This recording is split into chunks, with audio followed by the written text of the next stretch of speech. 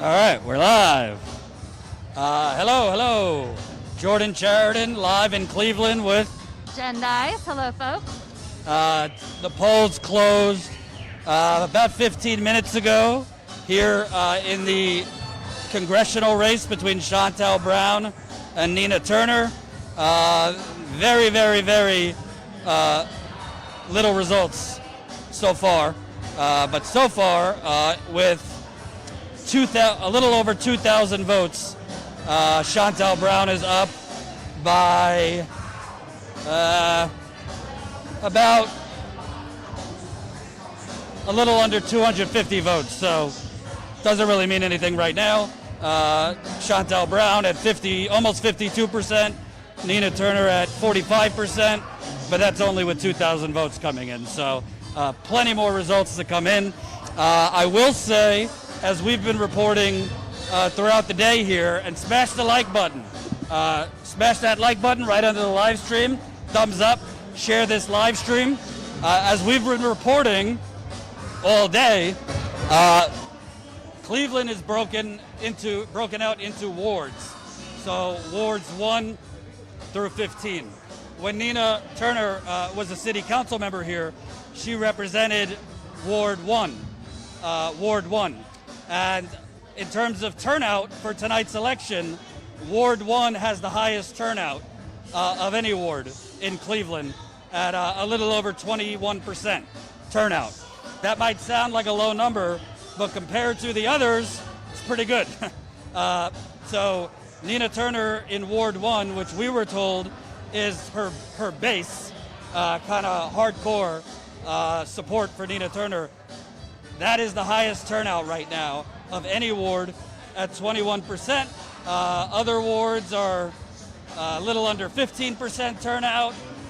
Ward 4 is a little over 17% turnout. So it is encouraging that in the area she represented, it has the highest turnout. The overall numbers right now for live election day voters, almost 45,000 voters. We knew it's a special election in August. Frankly, a lot of people probably don't even know there's a special election. So we knew it wasn't going to be a massive turnout. But the election day voters far outweigh the absentee votes.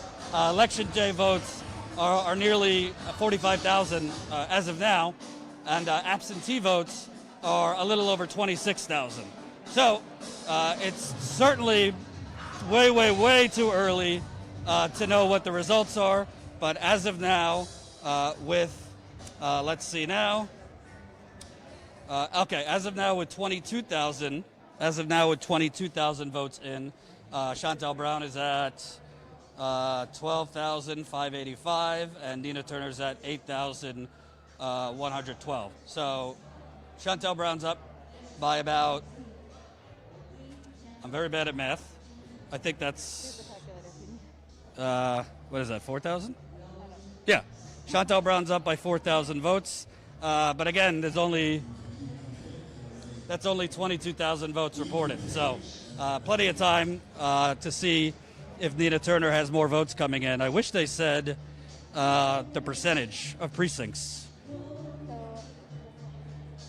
Hold on. Yeah, so that's 1% of precincts reporting, so don't freak out. But with 1% of precincts, Shontel Brown is up. But smash the like button right under the live stream. Share this live stream. As we've been reporting, thank you very much. Thank you so much, Julie noted, $50 in the super chat, saying if Cori Bush can get into Biden and the establishment's brain to extend the moratorium, imagine what Nina will do.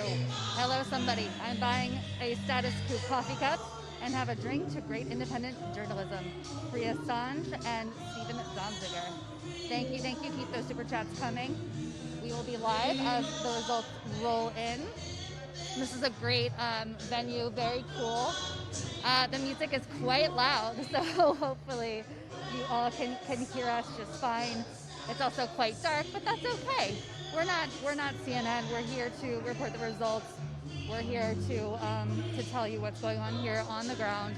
There are a lot of enthusiastic supporters that are kind of mingling around the bar area. We're actually in a bowling alley, which is kind of a cool venue. So we'll see what happens as we continue to get results. So we will say, even though Chantal Brown looks like she's up right now, the ground game here between Nina Turner's campaign and Chantal Brown's campaign has been night and day. I mean, Nina Turner has people who've come in from LA, Virginia, Texas, New York, Florida, Chicago. She's had people come in from all over the country to knock on doors, which is the difference. That makes a difference in a special election where, frankly, in my experience, a lot of people don't even know there is an election. Damn, that lighting's bad. Hopefully, Colin, is there any way to get better lighting? Huh?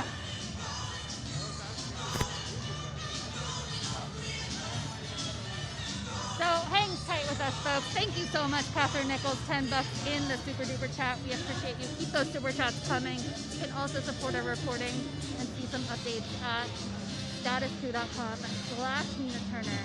Yes, Gabe, the counting has started. About 1% of precincts have reported in. So far, Chantal Brown has 56%. But it's 1%. So of precincts reporting. So you can't really judge anything quite yet. I see a lot of people saying, hello, somebody. I think there's a lot of enthusiasm going on here. I think people, even though a lot of folks have been feeling kind of nihilistic, this is providing some hope for folks. So we will obviously see what happens. Absolutely. And sorry the lighting's bad, but obviously, glow in the dark's better than nothing. So, yeah, I think, as I was saying, the ground game for Nina Turner's campaign has been a lot stronger. I have heard today, anecdotally, but I've heard today that Nina Turner's volunteers were able to actually change Chantal Brown voters to Nina Turner after they spoke to Chantal Brown voters. So there has been some momentum in that. We have seen, Jesus Christ. I gotta tell you, this isn't just Nina Turner's campaign, but all campaigns. I don't know why they constantly do events with music blaring over the press. It's barely, it's almost impossible to hear right now. What were we saying? Folks saying that it's hard to hear. We're so sorry. The music is literally blaring. Like, we can't even hear ourselves think right now. So please bear with us. Not much we can do on that end. Can you talk for a little bit? I'm going to see if for sure. So Jordan's going to go see if he can wrangle them and get them to turn it down a little bit. I'll try to hold it as close as I can and talk louder, perhaps. DJ Prodigy 909, $50 in the super chat. Thank you. So this is addressed to Jordan. I'll make sure he sees it. Been watching you since your early days at the other network. Thanks for phrasing it that way. There are a couple cameras down, just so you know, but we're the spot. From Donna, Brazil to Flint to Ohio 11, from the bottom of my heart, thank you. We appreciate you so much. So yeah, keep sharing this, guys. Keep smashing the like button. Share. I also want to emphasize, as we wait for more results to come in, that I've put up quite a bit of behind-the-scenes content. We arrived here Friday, and so we have behind-the-scenes, never-before-released footage of Nina Turner, Senator Bernie Sanders, Keith Ellison, Cornel West, Danny Glover. There was a lot of on-the-ground support for Nina Turner. Jordan's dismantling the place here, apparently. So it's really been an interesting time here, but members get even more content. We always put the actual news out there for everybody because journalistically that's what we believe in. But behind the scenes, fun stuff, extra stuff, that's for members. statuscoup.com/join, or you can join via YouTube with the join button under the screen, under this stream. The Popcornator, 5 Canadian buckaroonies. Hello, somebody from Canada. Thank you, thank you. Moni Lou, 78. Thank you, thank you. Marco saying he can hear well. Awesome. So we haven't gotten any additional results in quite yet. Again, the polls closed at 7:30. So we do expect those results to come in. Early voting started quite a bit ago. Do you remember exactly what day that started? A week ago. A week ago. So people have had the opportunity to vote early. I have to say that and when Jordan was interviewing a prominent council member here earlier, that council member seemed kind of disappointed with the turnout. We do have to remember that this is a special election. It's hard enough to get people to turn out during a regular election. And imagine in August trying to get people to turn out for a special election. People have 2 jobs, 3 jobs. Cleveland has quite a high poverty rate. So to turn people's attention to voting, which again ended at 7:30 p.m. Eastern time, folks are working during the day. This is a Tuesday. It's hard to get out. So we'll have to see. We do know, and we've been reporting all along, what the turnout numbers are. And actual results are starting to come in. Again, with just 1% reporting, Chantel Brown is at 55.96% and Nina Turner at 36.07%. Again, you cannot judge anything by that because it's such a small amount. And also, you should know, there's 11 other candidates. There's 11 other candidates besides Nina Turner and Chantel Brown. The third, the candidate with the most votes after Chantel Brown and Nina Turner is at 3%. So right now, the variety of other candidates aren't really making much of a difference. We'll see as this comes. Well, also, for those of you not from here who haven't been paying attention, Chantel Brown wasn't really a known entity here in Cleveland. She's a city council person, but she wasn't really widely known until the Democratic establishment came in with millions of dollars to make her known, and more importantly, smear Nina Turner to the high heavens. The Democratic majority for Israel, apparently there's big Jewish issues in Cleveland and Akron, I didn't know. The Democratic majority for Israel has spent over $1 million in attack ads against Nina Turner, basically saying she's not a good servant to the Democrats. She said mean things about Joe Biden. They've sent out mailers to people's mailboxes claiming she doesn't actually believe in universal health care. She is not for raising the minimum wage. Obviously ridiculous lies. Which Chantel Brown is not for Medicare for All, so that is just an absurd, crazy smear, but here we are. Right. And that's because when you poll Democrats, they do believe in and want Medicare for all. So then a ton of super chats here if you want to read some. Keep those super chats coming, but more importantly, sign up. We're 80 members away from 2,000. So sign up, statuscoup.com/join, become a member for $5 a month. Maybe we can get to 2,000 members tonight. From here, we're going to Flint to continue covering the water crisis. All of this is expensive. Unlike many others, we're actually out there, not just bloviating, we're out there on the ground reporting what's actually happening. So, any more results? It went up like a very tiny amount. Okay. So thank you to Al Walski, $10 in the super chat. We appreciate you as always. Steve Wolfbrand, $4.99. Watch Faint Signals from Vega, a nice little lefty channel on YouTube from Tasmania, and she supports Status Quo as well. Yes, Faint Signals from Vega has like the best voice ever. So more results are coming in. The gap has closed slightly. So Nina Turner, Chantel Brown is almost at 15,000 votes. Nina Turner is now over 11,000 votes. So the gap is about 13 points. So it was 20 points. Now it's closed to 14 points. So Nina is gaining ground, as we've seen. Still 1% of precincts reporting But before, it was Nina down by 20,000. Nina down by, a lot. Nina was down, I believe, by 4,000? Yeah. Okay. So Nina was down by 20 percentage points. Now she's down by 14 percentage points. So definitely she's closing the gap. 28,000 votes so far. So that's only 1% of precincts. And let me show, okay. So Cuyahoga County, which is Cleveland, right now Shontel Brown is up there by about 20 percentage points. And Summit County, which is Akron, Shontel Brown's only up by 6 points. I have a feeling Cuyahoga County, which is Cleveland, that is going to narrow significantly as more results come out. The super chats are raining. Look at that. They really are. So thank you, Martha Riddle, 1999. Hello, somebody from Kansas. Irvin, 1999, thank you. As bad as the establishment wants to beat Nina, do we trust them? I'm worried. I do not trust them. Do you all have any concerns?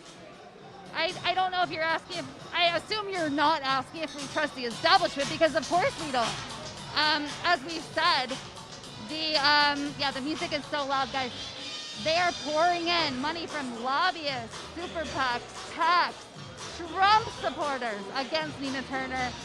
There's a reason for that. It's because they fear her. They do not want a Nina Turner in Congress. Do I personally trust Nina Turner? Yes, I do. Do I think that progressives are going to have to understand that Nina Turner's actual record includes working across the aisle? Yeah, like that's going to happen, guys. So I do trust Nina. Nina's, in my experience, a good, strong, fiery person who truly believes in policy and people. So that's my answer. And I'll also say something that I have found encouraging here, and we'll update you as more results come in. By the way, smash the like button. We have a lot of viewers. Smash the like button and share this live stream. Something I've found encouraging, Nina Turner has not been calling Shontel Brown my friend Shontel, unlike Bernie and my friend Joe. Nina Turner, unlike Bernie, I appreciate what Bernie's done for the progressive movement, but as we always said, he went to a knife fight holding a spoon. Nina Turner went for the jugular. She is running hardcore ads against Shontel Brown. And speaking of, I spoke with a local councilman here about an hour ago, and I asked them straight up, are you not concerned that if Shontel Brown is elected, she might face criminal charges? She is under, not criminal investigation, but alleged financial impropriety. Shontel Brown, as a council person, diverting tens of thousands of dollars in government grants to her romantic partner. It has been sent to the Ohio Ethics Commission, who is looking at it. If she were found to do that, there could be criminal liability. This story was broken by, I believe, Walker Bragman and Andrew Perez. So can you imagine if Nina Turner was found to have diverted government contracts to her husband? Holy shit!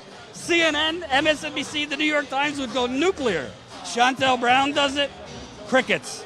You barely heard anything about it. So that councilman said, and I quote, I'm very concerned. I'm very concerned. So, it is something that if she wins, Shontel Brown, she could have criminal problems. And what's interesting is that, so Newsweek, so Walker Bragman and Andrew Perez broke that story in Newsweek, but instead of, perhaps emphasizing their story, their reporting on Shontel Brown's financial impropriety, Newsweek today decided to report on the Twitter smears. And not against the Twitter smears and pointing out that they were obvious smears, but reporting on the fact that people were up in arms about Nina Turner's supposed Jill Stein connection. And didn't you know that Jill Stein was once pictured at a table with Putin? So that's what the corporate media has spent their time on today. Absolutely. So results have not changed since the last time we looked. with 28,000 votes so far. Chantel Brown is up by about 13 percentage points, but Nina has closed the gap, and it's still very early, only 1%. Only 1% of precincts reporting. Chantel Brown, a little under 15,000 votes. Nina Turner, a little over 11,000 votes. This happens often, by the way. You know, for example, in Cori Bush's race that she won in her primary, in AOC's race, right out of the gate, they were down significantly, and then as the numbers came in, as more votes came in, they started coming back and eventually took the lead. So I wouldn't put that much stock in these numbers because it's only 1%. But I will say, like Jen was saying, boy, in the final day, the Democratic establishment has pulled out every last trick, reinventing the Jill Stein thing. James Clyburn was here. He just went on CNN yesterday basically saying that, I don't know, I support candidates that have manners. I have to say, it's basically like Jim Clyburn's statements have basically been like, Nina Turner didn't kiss my ass enough, so I support Chantel Brown. And also Biden. That's it. True. Can we look at the member numbers too, so we can shout out people? Yeah, but, let me shout out some more super chats which are rolling in. Keep it up, guys. It costs a lot to have three of us out here reporting flights, hotel, live view, streaming costs, etc. But we believe it's important to be here shining light on truth. Mike Maximus, $10 in the super chat. If Biden thinks Cori Bush and the AOC are a problem, wait till he meets Nina Turner. Thank you from Florida. Thank you, Mike. And by the way, can I just say something? We're going to stick with the topic of the election. But Jesus Christ, just shut the fuck up, these people. Oh, Cori Bush, nice photo op. Like, the people online that are dead earthers, that want to complain about every goddamn thing, that they complain that they're not fighting for us. Then Cori Bush camps out for 5 days and gets the eviction moratorium extended. Then there's people ranting, just a photo op, not enough. Oh, she didn't get them to cancel the rent. What the fuck do you want? Make up your mind. Do you want them to fight, but then when they fight, it's a photo op and it's not good enough. It doesn't seem like it's about policy anymore with a lot of these folks. It just seems like it doesn't matter what they do. They're sellouts, they're frauds, and you're not going to be happy. So please, if you're like that, walk outside and breathe some air. Sorry. Yeah, and I think people are like, oh, does Cori Bush being on the steps matter? Yeah, it apparently does matter because look at what Biden did tonight. Does that happen without Cori Bush? No, it does not. So thank you to Cori Bush. Yes. So. Lady Hawk, $9.99 in the super chat. Thank you so much as always. Hello, somebody. We need more champions for the people in the house. Love from your neighbor in PA District 7, Nina 2021. Welcome, new YouTube Status Coup member. It's Yo Happy Box. welcome. Mark Tangney, 40 euros. Thank you, Mark, so much. Above all things love, $10 in the super chat. Thank you, Jordan and Jen, for always being where shit is going down with a camera and a mic. Support Status Coup and the news and field reporting. Much love and appreciation to you all. Thank you also to Tarragon Brooks, $5 in the super chat. Sending love from St. Louis. You hail from Corey. Jim Bissett, $5 in the super chat. Good to see you, Jim. I got fiber for the live results. Go, Nina. Alrighty.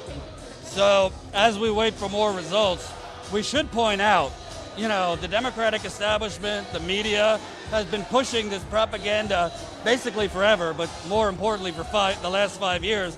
Oh no, people in the Midwest, they're moderates. They don't want health care. They don't want Medicare for all. They don't want a Green New Deal. They don't want anything nice. They just want incrementalism and crumbs. Well, Nina Turner, she hasn't been running on, what did little PD say? Medicare for all who want it.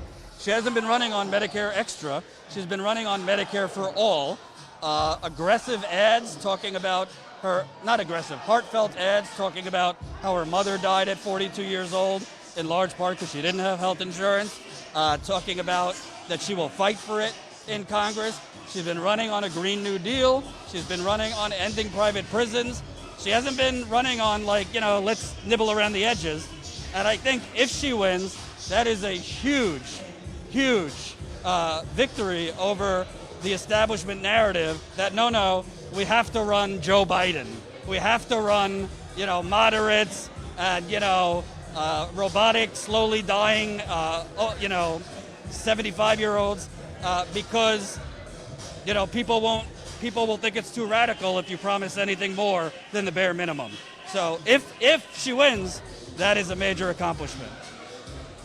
So Fate Signals from Vega makes a great point, saying that's good that Cori Bush got the moratorium extended. It's sad that she had to sleep upright on the steps to get the party to do what's the obvious and morally right. By the way, there was some big money came in from those who had an interest against the eviction moratorium. That came in right before it expired. This money came in to Democrats. So there's some interesting stuff for you folks to look into. Invites by Danny, $5 in the super chat. Love you guys. Wish I could give more. Thank you for all you do. I also want to point out, people are saying we're lecturing, whatever, and that people who are in the struggle are feeling these things. I get it. We get it, and that is why we're frustrated. We're on the ground reporting on things like the eviction moratorium. Now it would be back in June, we reported with a trans autistic man with disabilities who had literal shit from other people's apartments coming up out of his pipe, and he's getting evicted. We walked the streets in Kensington, in Philadelphia. The houselessness problem there, the drug problem there, which is perpetuated by judges and cops who come and buy drugs and shoot up right there in Kensington. We get it. We understand why people are frustrated, but that is also why we are frustrated, because we see such division and fighting and distraction. So tonight I see, and this week I see, a return to what is important, which is on the ground organizing and a focus on policy, not YouTube battles. So we're still waiting on more results. Keep pressing the like button. Catherine, $99.99 in the super chat. And Catherine has given several times this check. We really appreciate you, Catherine. You're helping make this possible. And Swirly Swirl, that is a great point. $5 from Swirly Swirl. Can you please mention how gerrymandered this district is? Yeah. Very, very gerrymandered here. So this is Cleveland and Akron, majority black cities. Very, very high poverty, particularly in Cleveland. Child poverty ranks number 1 or 2 in Cleveland in the country. But it is very, very, hey, Colin. It is very,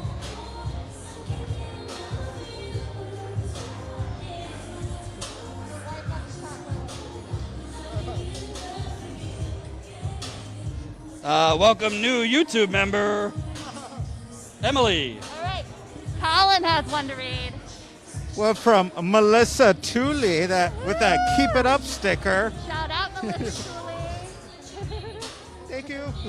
That would be Colin's wife. Thank you, Melissa. We Appreciate it. you lending us Colin for all this time. He is wonderful, as you know. Yeah. So smash that like button. We have over 1,400 people watching. Let's see if there's any change here. Nope. They're pretty slow with the results, so we'll see what that means. But I think it's also pretty relevant.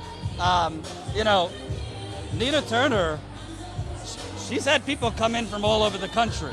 So, of course, people in the progressive movement are disappointed. They're frustrated with the squad. A lot of people feel like there's no leader right now in the progressive movement. But it has been great, as far as I'm concerned, and kind of invigorating for me to see so many people in the dead of summer on the ground here, not just for Nina Turner, but to continue to fight. Rather than just bitching and moaning online, they're continuing to fight to get a strong progressive elected They're continuing to fight against the Democratic establishment. And I think that's really important because if we're all just going to give up, if we're all just going to allow our cynicism to overtake us, we're not going to get anywhere. So obviously it remains to be seen what happens tonight. The results. These super chats are incredible. I'm screenshotting them like crazy. So let's read this one right now. CC, $101 in the super chat. Thank you so much. You are making a huge difference. We are completely viewer funded. No corporate overlords at all. Saying wear sportscasters headphones. That's a fantastic idea, to be honest. I gotta tell you, like, I don't understand why political campaigns, it's not just Nina's campaign, Bernie's campaign. Every campaign I've ever covered, they just blast fucking music to the point you can't even go live because people can't hear you because they're blasting music. God damn it, I hate to sound like a grandpa. Turn the goddamn music down. Jordan sounds like an old Jewish grandpa, like, get off my lawn with your music. Seriously, like, it's crazy. It's crazy. But still the same numbers. Nina's down by 14, but very, not a lot of results in, only 1%. Oh, another one, holy cow. Justin, $50. Hello, somebody from the watch party. Keep doing good work. Oh, are you here? Like, come say hi. And the work doesn't end now. We're going to Flint after this to continue covering the ongoing water crisis. So we're excited about that.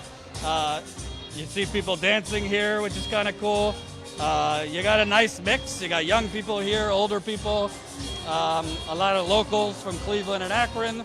As I said before, a lot of people have come from out of town. Obviously, Nina Turner had AOC came in a week ago. Bernie just came in. Sandra, $10. Thank you so much for being there. This is why I'm a member. Thank you, Sandra. By the way, we're 80 members away. 80 members away from 2,000.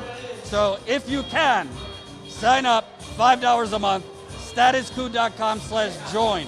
Statuscoup.com/join.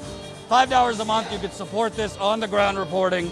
You get access to our bonus videos as well as our monthly members call through Zoom. So I really hope you'll sign up, statuscoup.com/join. Who knows? Maybe we can get 2,000 tonight. We're 80 away from 2,000. A lot of outlets ask you for money while they pontificate from a studio about bullshit. We are walking the walk. We are on the ground covering real important stories. Thank you so much for the super chat. Ruby Bright 99. You guys rock. Thank you. Thanks for reporting for us. Good vibes your way. Go Nina. Timothy Farr, $5 in the super chat. Great work, guys. Proud member here. It looks like Nina has a bit of a curve to overcome in Cuyahoga County. Any insights there on the ground? I guess I would say that my insight from being on the ground is that based on issues, based on name recognition, based on everything legitimate, I would say, everything that democracy is supposed to be, Nina Turner would win in a landslide. But there is an incredible amount of outside funding that has flooded this race against Nina Turner, including from lobbyists, fossil fuel companies, insurance companies, Trump supporters. Ask yourself, why are Trump supporters, why is the GOP, why is the Democratic establishment so terrified of Nina Turner? I think you know the answer. Snowy Taco, $5. Thank you for traveling to Cleveland. You're awesome. Stay awesome. Thank you. That's what we do.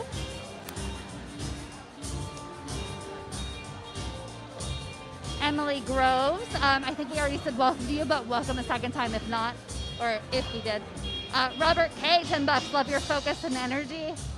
I feel re-energized being on the ground this week because I've said this earlier today, but the terminally online discourse has really gotten to me personally.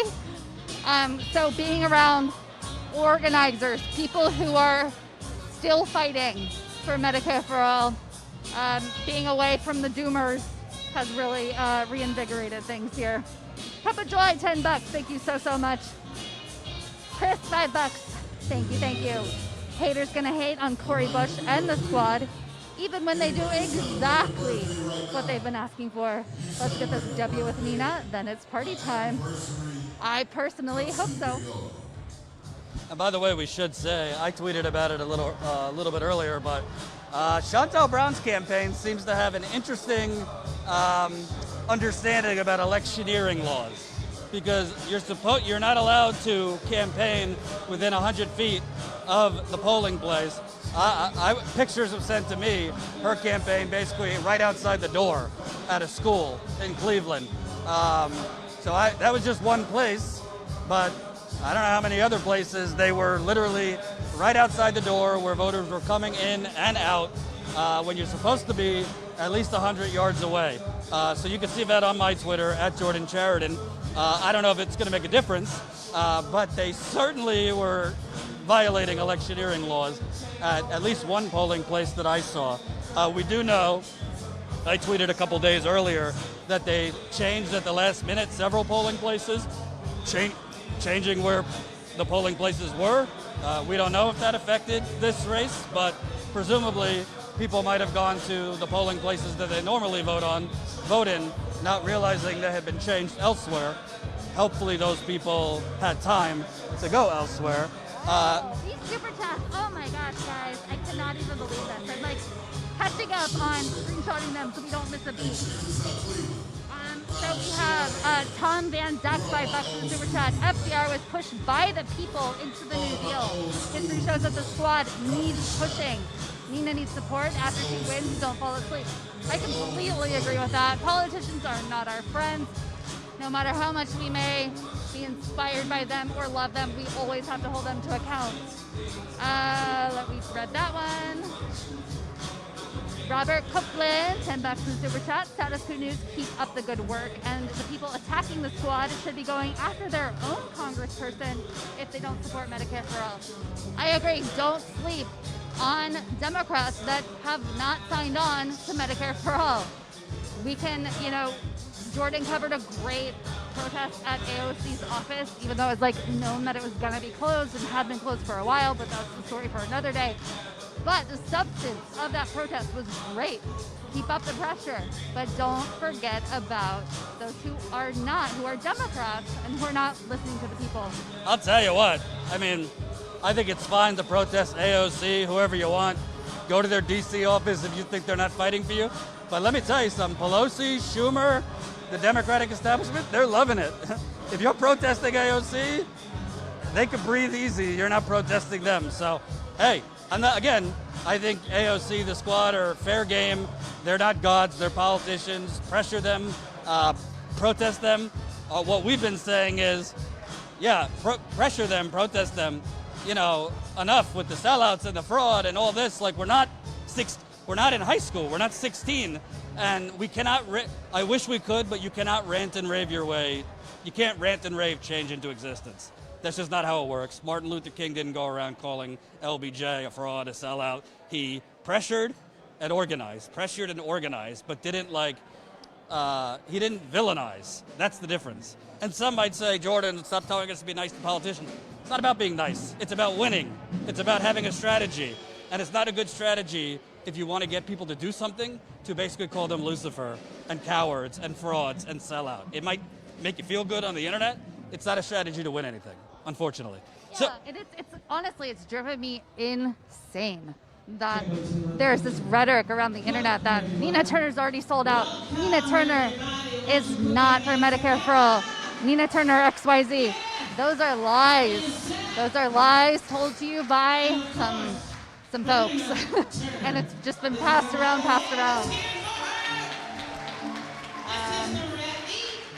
Nina Turner, you're going to be listening to the sounds right now of our very own Ward 9 councilman, Kevin Conwell, hold on. and the Footprints Band. So it sounds like they're now doing musical acts, so we'll let you hear that in the background. My thought. So all I'm saying is Nina Turner consistently speaks about Medicare for All in her ads and at her rallies everywhere. So be careful who you listen to.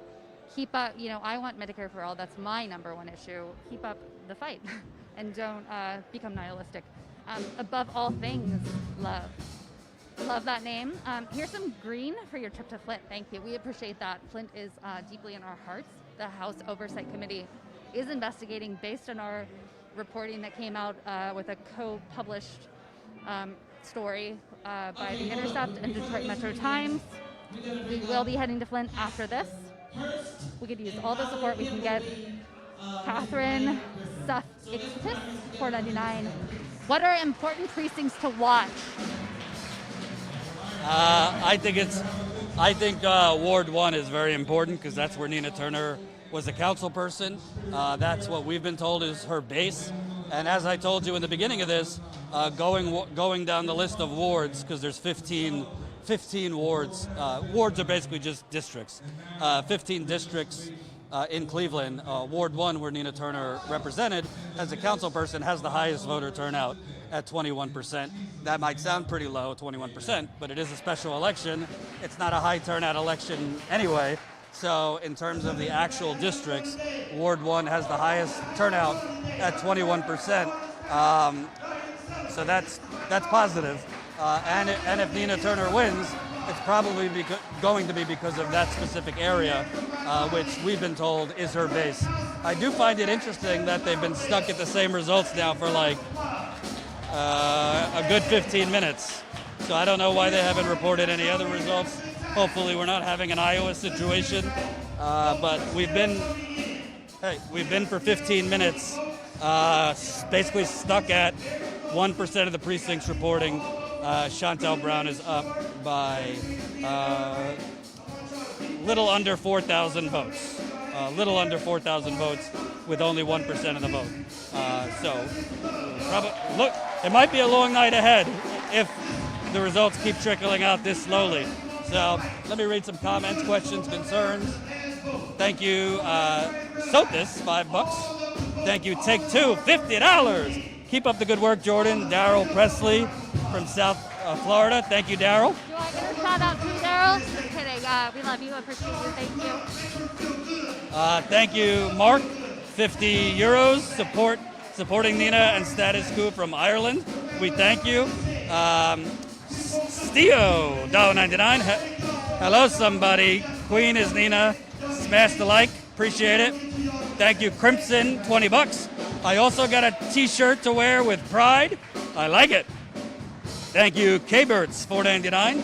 Thanks for covering this. I'm in Akron and couldn't make it. I canvassed for Nina and I'm so proud to say I did what I could.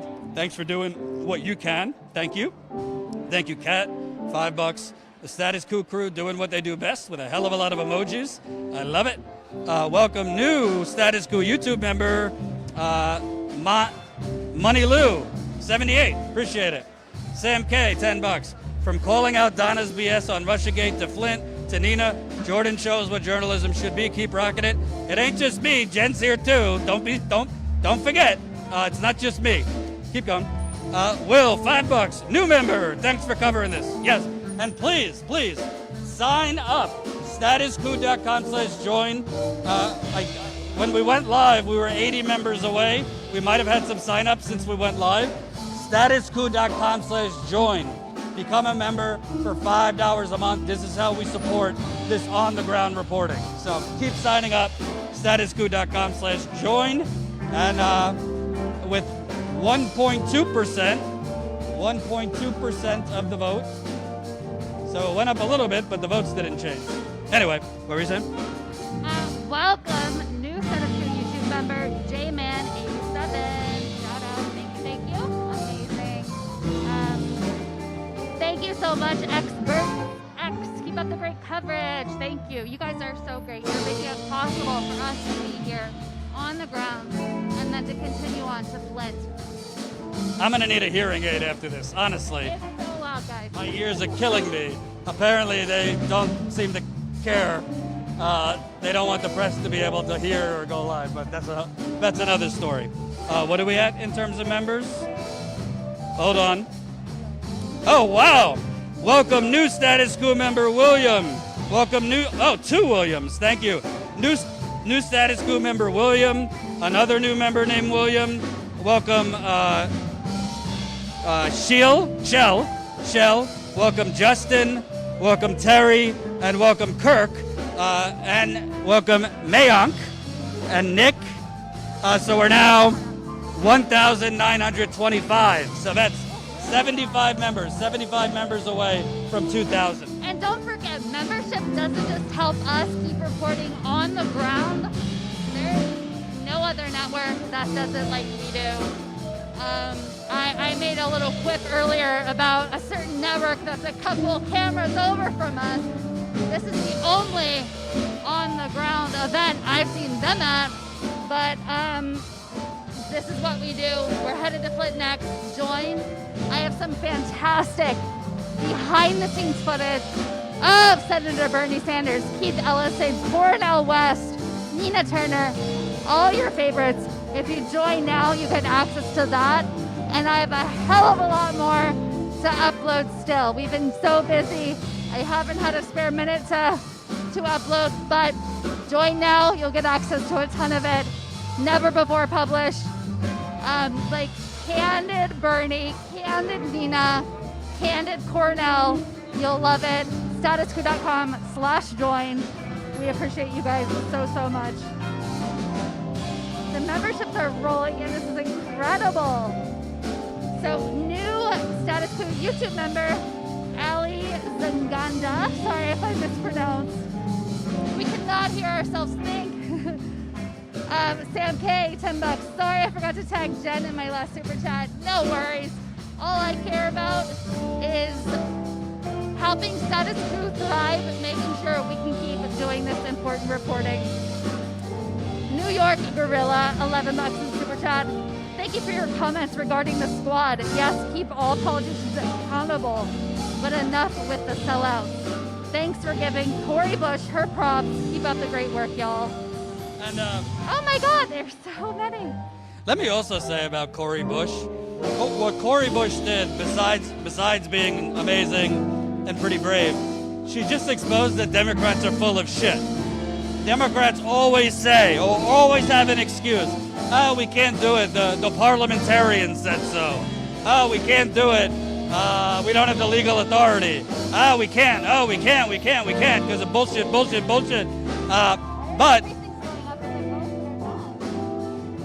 But Cori Bush started protesting for a few days. Other politicians joined her. All of a sudden, Biden could figure out a way to extend the moratorium. So don't let Democrats tell you they can't do things. We don't have the money. We don't have the legal authority. He's the president. Democrats control Congress. If they want to do something, they could do it. So as far as results go, I have no idea what's going on. I assume they'll be updated soon, but it says we have nearly 14% of precincts reporting, but the actual vote totals are not going up. So I don't know. I assume it's a glitch or an error. a lot of errors these days. Don't want to start anything, but what's happening? Okay, so the numbers did just go up a little bit. Nina has closed the gap a little more. So now with 5% of the precincts reporting, Nina is down by 12 percentage points. So she was down by 20 percentage points. So she's closing the gap. Chantel Brown has almost 16,000 votes. Nina Turner has a little over 12,000 votes. So Nina's closing the gap. She's down by 12, still with only 5% of precincts reporting. So Nina closed it from, first she was down 20, then she moved it down to 13. Now it's down to 12. So she's closing the gap. You know, we need more results. It's just a waiting game at this point. And I'm loving the music and having my... We're going to need hearing aids after this, absolutely. Yeah. We are so impressed with the amount of you who are joining as members, the super chats that are pouring in. I'm trying to screenshot them all so we don't miss anyone. We appreciate you. There will definitely come a point in the night where we'll have to keep reporting the results and we won't be able to, but we appreciate you all.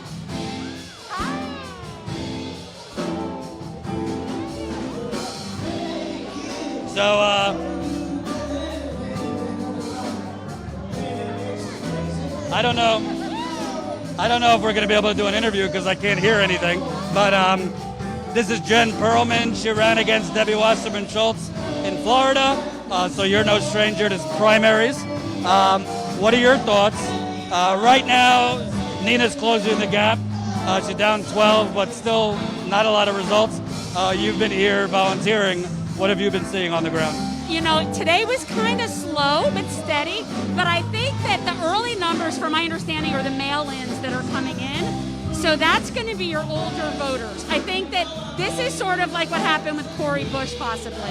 And I think that Nina kicked ass during early voting, and those numbers haven't started coming in. That's my understanding, is that the earlier numbers are the mail-ins. Your understanding is Nina did well during early voting? Yeah. Very well, yeah. That's from what I heard from my people that have been here volunteering, that it was amazing during early voting. So I think that it's going to gradually get more and more and more. Okay. And this isn't my, I'm creatively visualizing this. So we've been going around. People didn't know who Chantel Brown was 2 months ago. Yeah. Now suddenly she's a star because essentially the Democratic Party propped her up. They don't know her. They don't know her. Yeah, that was one of the things. They've never heard of her until they just started seeing her, and they don't trust her. And so it seems to me that there's, the establishment centrist people, right? And they're just going with the party, but most people don't know who their Democratic Party people are. But they know who Nina Turner is. You know what I mean? Like if I went into our county and I said, do you know who the chair of our local DEC is? No one knows who that is. They don't know who that is. So she's only known to people in that circle, and then whatever name recognition they could buy with money. I mean, that's really all it is. And Nina has the streets, so did enough of them come out. What's so interesting to me, James Clyburn, Brown, all of them, they don't actually have anything specifically nice to say about her. It's all just, she's a team player. Clyburn went on CNN yesterday and said, my father told me we need people with good manners. So essentially she's got good manners, i.e. will be a dutiful servant. I don't want to get started on this point. So there's literally nothing. They haven't listed any accomplishments, nothing. And now there's all this stuff going on with her. I mean, I don't know all the specifics, but there's a few different legal situations that she has. Something about her husband's company and I don't know. Yeah, basically issuing government contracts to her husband. So I just know that there's definitely an appearance of impropriety from her. But regular people don't know who that is. They just don't, So I don't know. It's going to be really interesting to see what happens here. I'm very hopeful. And Nina didn't have that much problem with name recognition. I mean, they know her. It's not like she's new, and they trust her and they like her, So what are they going to, this stuff with Chantel? I think she's like the Spice Girls, or Kamala Harris, have you? A fiction, a created character, we were also talking. Obviously, there's been a whole burn it down mentality in the progressive movement. Everybody's a sellout. Everybody's a fraud. I personally felt invigorated seeing people actually out doing something, organizing, not just tweeting, but actually out. What's it been like for you? Because you ran. You've been seeing the discourse online. What's it like to see? I mean, you have people, not just you, but people came in from Florida, Texas, Washington State, New York, Chicago. What's it been like to see this energy? It's amazing. I think that people realize, well, it's funny because the people locally, I was just talking about this with Jason Call, it's really funny. The people locally, that they're just voting for the person they know. They know Nina. They don't really know the big picture. Whereas to me, I see this as a proxy war for the soul of the Democratic Party. And it obviously is very important to the other side, or they wouldn't have invested what they've invested in Chantel Brown. So clearly they sense that the balance is starting to shift. It's sort of like a scale, and we're just adding more and more to it, and eventually it's going to happen, So I think, they're just putting it off as long as they can. But I think people are excited about this. I do. Hopeful. And what do you think also of, there's people complaining, it was just a photo op. Cori Bush slept out at the Capitol the last 5 days. She shamed Biden. But she didn't didn't give the right answer on Force the Vote, Jordan, so she must be a sellout. We got to be done with Cori Bush now. You know what? This is somebody that I know. You know what I mean? Like, this is not somebody, like, this is somebody I know, and Cori Bush is the farthest thing from, like, a sellout. Like, she is so real. And you know what? You don't have to agree with someone all the time. You really don't. And it's just, is she taking corporate money? No. She works for her people. And you don't have to agree with it. That's the whole thing. We don't have to like her all the time. Is she representing her constituents? That's the only thing that should matter. You know, and I feel like that, if you have a conservative district and your representative is conservative, all right, I don't agree with you, but if you're representing your constituents, that's your only job. So when they go after Cori, they're not getting the idea that she represents her people. And she does represent her people. Like, that is all she cares about, you know, very much so. So I kind of think screw those people because they really don't know what they're talking about. And lastly, being from Florida, how does it feel to be there with Death Santas, who apparently Ron DeSantis is trying to kill all of Florida very quickly? Wait, I'm sorry, say that again. Being from Florida, I wanted to know, how does it feel living under Death Santas? Because he's apparently trying to kill all of Florida as quickly as possible. Well, you guys are all going to be joining us soon because you guys are going to be seeing President DeSantis in 24. That's what I think. So get used to him, people. You know what? I don't hate him as much as people do, but remember, we had Rick Scott for 8 years, who is, to me, the scariest person you can ever imagine. So we have an extremely low bar in Florida. And also, the thing about DeSantis is he's not the circus that Trump is. And so, you know, people don't sit there and focus on stupid, mean tweets and all of that nonsense. So, yeah, his policies suck and he's not anything great, but he's less of a circus than the other option. I mean, if you want to, and I don't hate him. I feel like people want me to hate him. I don't hate him. I mean, I don't agree with him on things, but I don't know. Again, we had Rick Scott, people. I have like Stockholm syndrome. Tell people where they can find your YouTube channel. Yeah, so we are Generational Change with a J, and you guys can follow us on Twitter and Instagram at GenFL23, and check us out. Check out our show. Thank you, Jen. Appreciate it. So, a little bit more of the results are coming in. So Nina has closed the gap a little bit. She was down by 12 percentage points. She's now down by 11. So with 14% of the precincts, Chantal Brown has 17,000 votes. Nina Turner has 13,400. So at first, Nina was down by 20 percentage points. Then she shrunk it down to 13 percentage points. Then she shrunk it down to 12 percentage points. And now she's shrunk it down to 11 percentage points. So slowly, very slowly, she's starting to narrow the lead. And again, it's only 14% of the precincts have reported. And as Jen just pointed out, the early votes that are being counted might be the absentee ballots first. So for election day, not absentee voting, but for election day, the area with the highest voter turnout is actually where Nina Turner was a council member, Ward 1. So there's 15 wards that are basically just the 15 districts in Cleveland, and Nina Turner's ward that she represented was Ward 1, and Ward 1 has the highest voter turnout on election day, a little over 2,000 voters in Ward 1. The second highest is Ward 4 with 1,500 voters. So these might sound like low numbers, they are, but the fact that the highest election day, not absentee ballots, but election day voting is basically in Nina Turner's base, like where her base is in Ward 1. So we'll have to follow it, but the numbers are slowly coming in. I'm surprised it's this slowly, but yeah, still only 14%. So let's read comments, super chats, all that. Smash the like button. If you haven't, share this live stream. I'm sorry, it's really, really hard to hear, so I hope you guys can hear me. Hold on. Thank you, Manilu. $10. Status Coup is the best. Again, thank you for all you do. Thank you, Monty Lou. Let's see what else we got here.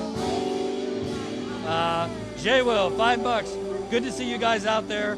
Where are you reporting from? Name of the place. What's the name of this place? Josh, what's the name of this place? It's a bowling alley. I don't know the name though. We'll get you the name. It's a bowling alley, but I don't know the name. Let's keep going.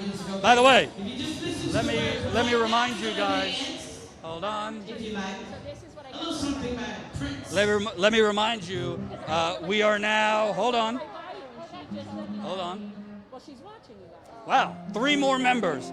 Welcome, Catherine. Welcome, David. Welcome, William. We're now at 1,928. 1,928 members. So by my math, if I could do math, that would be 72 members away. 72 members away from 2,000. Hey, I don't know. I ain't a religious man, but maybe we could do a miracle here and get to 2,000. $5 a month. You can support us at $5 a month. We don't talk, we show. We walk. We go out there. We interview people. We cover the stories on the ground. We're going to Flint next to follow up on our bombshell report that we just broke 2 weeks ago about a massive Flint water cover-up. If you haven't read that story, you got to read it, share it. It's pinned at the top of my Twitter, at Jordan Sheridan. Keep signing up. We'll shout you out if you sign up as a member live on the show. So, let's keep going. Hold on. Brathwaite, $5. Why does Nina now say she's for healthcare access? That is DNC talking points. I don't know what you're talking about. I've been covering her events. She's not for... Huh?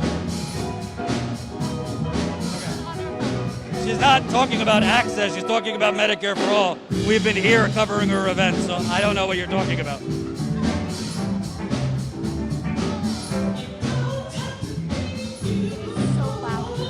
Thank you.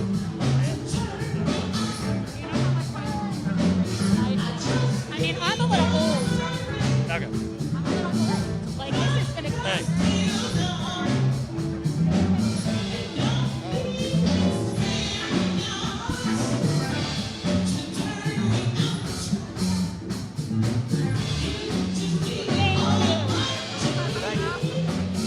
Yeah, I don't know what you're hearing. She's literally talking about Medicare for all at every event, and she's running ads on TV for Medicare for all. So I'm not sure where you're hearing the word access, because she's not talking about access. Welcome, new YouTube member Edward. Let's see if there's any more results that came in. Hold on. All right. Yep. Still the same numbers. Nina down by 11, but the night is early. It's only 14%. Only 14% of precincts have reported. There are other media here, but most of them, I don't think any of them are live, which is interesting. All right. By the way, we're gonna need to fundraise just for my hearing aids because it is so fucking loud in here. It's killing my ears. But anyway, I digress. So, thank you, Xanadu. $3, go Nina. Appreciate it.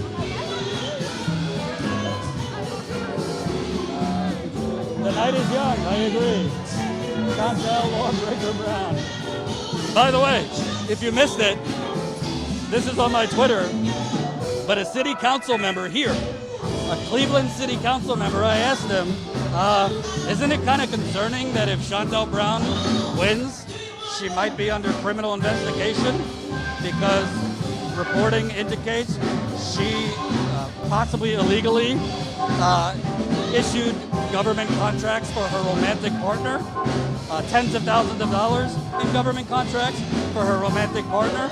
And that city councilman said, quote, "I am very concerned about those allegations." So CNN hasn't covered that, MSNBC hasn't covered that, but I don't know. I think if Nina Turner was accused of potentially illegal financial activities, you better fucking believe the New York Times would cover it, the Washington Post would cover it, CNN, the Washington Post, all of them would cover it. So we'll see what happens. Still the same results. Still the same results. We keep refreshing, but still the same results here. Hold on. Yeah, so actually, Jen and I were just talking about the fact that Peter Hager, who often goes live with her on her show, had a similar fate to Jordan, except Jordan was able to actually get here. Unfortunately, Peter was not. So a lot of flight delays and stuff like that. Guys, someone said it's like the 10th time Jordan mentioned how loud it is. It is so loud, we literally cannot think or hear or anything.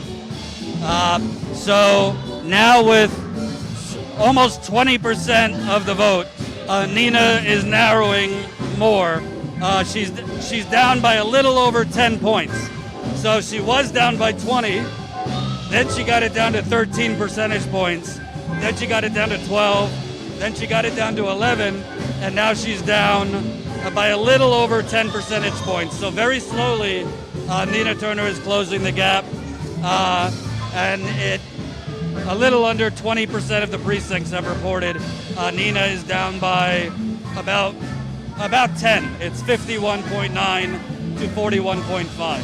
So if it keeps going like this, and she keeps steadily closing the gap by a point, she will likely take over as more votes come in. So we'll see. But the last few updates, Nina has been closing the gap. So we'll see. Boy, quite the event so far, isn't it? It's a real, wow, this feels like a real reprieve from the blasting music. PJ Coyne, 50 years in the super chat. Thank you so much. Keep it up, guys. From PJ, from Ireland. Melissa H, $2 in the super chat. Thank you. Maybe afford more later. Already a member. Go Nina. We appreciate you so much. Again, every support matters. We are now up to 1,930 members from our website. That's statusquo.com/join, where we have posted behind-the-scenes candid videos from or of Bernie Sanders, Cornel West, Nina Turner, etc. Stuff you can't see anywhere else. Definitely join. I don't remember where we left off, but shout out to new members Michael, Greg, David, Catherine, and then we already shouted out the two Williams. So keep on joining, guys. Status Coup thrives based on our membership. This is our consistent income that we can count on. Every trip, road trip, reporting trip we go on, we set up fundraisers for. That's because we are a very small, completely independent startup. So we rely on the support of our incredible viewers. We are really trying to grow our membership so that we can consistently go out in the field without financial worry. That's the reason we're able to continue on to Flint. After this trip, tomorrow in fact, we decided to drive over to Flint because we're about 3 hours drive. We're in Cleveland right now, and we just broke a couple weeks ago a bombshell story showing that former Michigan Governor Rick Snyder, his administration deleted text messages, got rid of Flint water crisis evidence. This is a majority black poor city that has been made sick. People have died. Children who knew their ABCs, who could walk, no longer can. People we have interviewed through the years, over years, are getting sicker and sicker because it can take years for the effects of lead to fully show up. And not even fully. This will be with them for their lifetime. And who knows what the full effects will be. So all that is to say, we appreciate you. We need our members. We post extra content for our members. Welcome, new members. Sharon, welcome. Statusquo.com/joy. We appreciate all of you. We appreciate these super chats. Amazing. Welcome new YouTube Status Coup member, Anders. Thank you so much. Absolutely incredible. Theo, if we didn't shout you out, thank you so much for joining as a Status Coup YouTube member. Will, $5 in the super chat, saying Chantal did significantly better in mail-in votes, which were counted first, but Nina is doing better among other votes so far. So we will be reporting on the results as they come in. Unfortunately, we have far fewer results than we thought we would have at this point. There's no known reason for that. Hopefully more results will come in. Polls have been closed since 7:30 p.m. Eastern. So we did expect more results to be in at this point. Terry Stack, $6.99, Canadian Buckaroonies. The corrupt corporate Democrats will try to steal this primary. Regardless, USA needs a working class revolution to overthrow the oligarchy. That's something that we talk about quite a bit, especially Jordan saying, it's great to have protests. It's great to fight, but we need a general strike. We need to really hit people in the pocketbooks, in the bank accounts to make real change. Tusker, $10 in the super chat. Thank you for covering the results and all the good work you guys do. Thank you so much, Tusker. We appreciate all of you. We apologize if we missed anyone. Keep the super chats coming. Keep joining statuscoup.com/join if it is financially feasible for you. And you can help defray the cost of this reporting trip, the cost of us continuing on to Flint. Again, the House Oversight Committee has picked up our reporting. They are further investigating on the alleged crimes and complicity of former Michigan Governor Rick Snyder. But if it's possible for you to help defray the cost of us as a very small, independent media company, please do so. Statuscoup.com/Nina Turner or GoFundMe.com/statuscoup. Nina is narrowing the lead even more. She has now closed it to under 10 points. So first she started out down 20 points, then she closed it to 13 points, then she narrowed it down to 12 points, then 11, then 10. Now she's losing by just under 10 percentage points. So she's really just chipping away each time they deliver more results. She's narrowing it.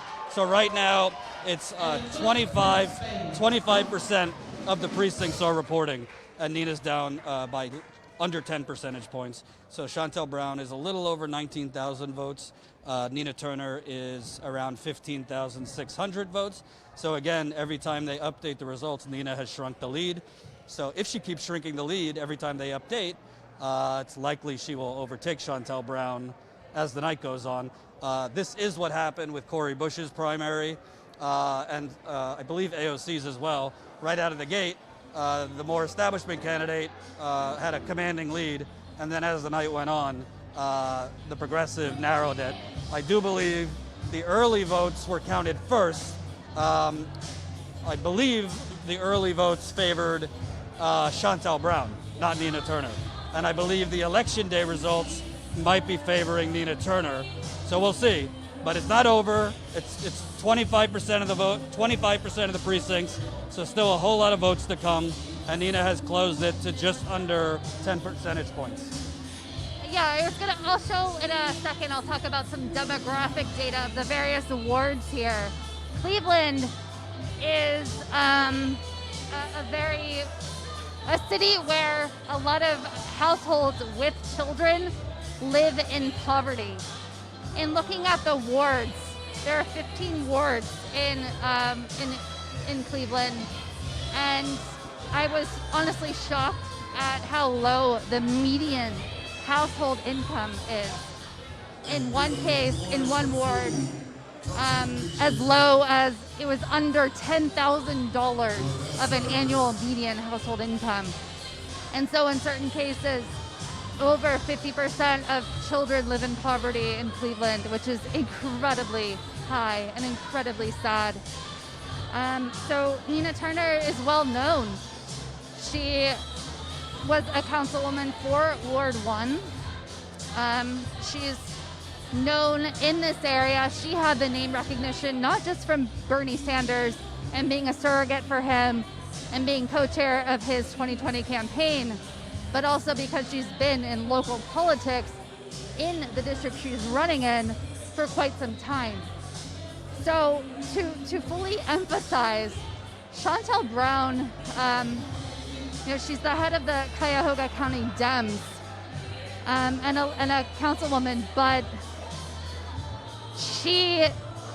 what she didn't have without the dollars that flooded in, again, from lobbyists, from various special interests, from the Democratic establishment, and in fact from Trump supporters, she wouldn't be anywhere near this. Early polling had Nina Turner in a dramatic lead. That gap closed over time as it got closer to Election Day. Again, we're at 25.2% of precincts reporting, and now Chantel Brown at 51.8% of the vote, Nina Turner at 42% of the vote. So I think this doesn't happen, even with this low number of results reporting in or precincts reporting in. This doesn't happen without these dollars that flooded and smeared, to be clear, Nina Turner. And also, we should point out, like 2-3 months ago, a poll showed Nina was up by 30 percentage points. So that's why they started pouring in this money, because they knew Nina Turner was going to win by a lot. That's why the Democratic Majority for Israel, which is a super PAC that went hard after Bernie Sanders during the primaries, that's why they came in and have spent over $1 million so far. Can they hear? Right? You meet the single mom janitor who goes to work at night while grandma watches the sleeping kids. You meet the nursing home worker who risks their life every day and watch their patients die because this country mishandled the response to a generational pandemic. That's in the field is where you meet the bus drivers and the nurses and the people who make this thing tick. And that's why this campaign invested in talking to people. And out in the field, knocking on doors is where you meet the family who's worried about losing their home because they lost their income during the pandemic, and at the end of the eviction moratorium, they're worried they're losing their home. Well, that family can rest easy, a little bit more easy tonight, because the eviction moratorium is back in place, but not because Congress acted, not because the leaders in Congress acted, because Sister Cori Bush slept on the steps of the Capitol for 5 nights and said, we are putting it back in place, and the Biden administration said, you know what, yes we are. Because we don't need someone in Congress who will just be a good Democrat.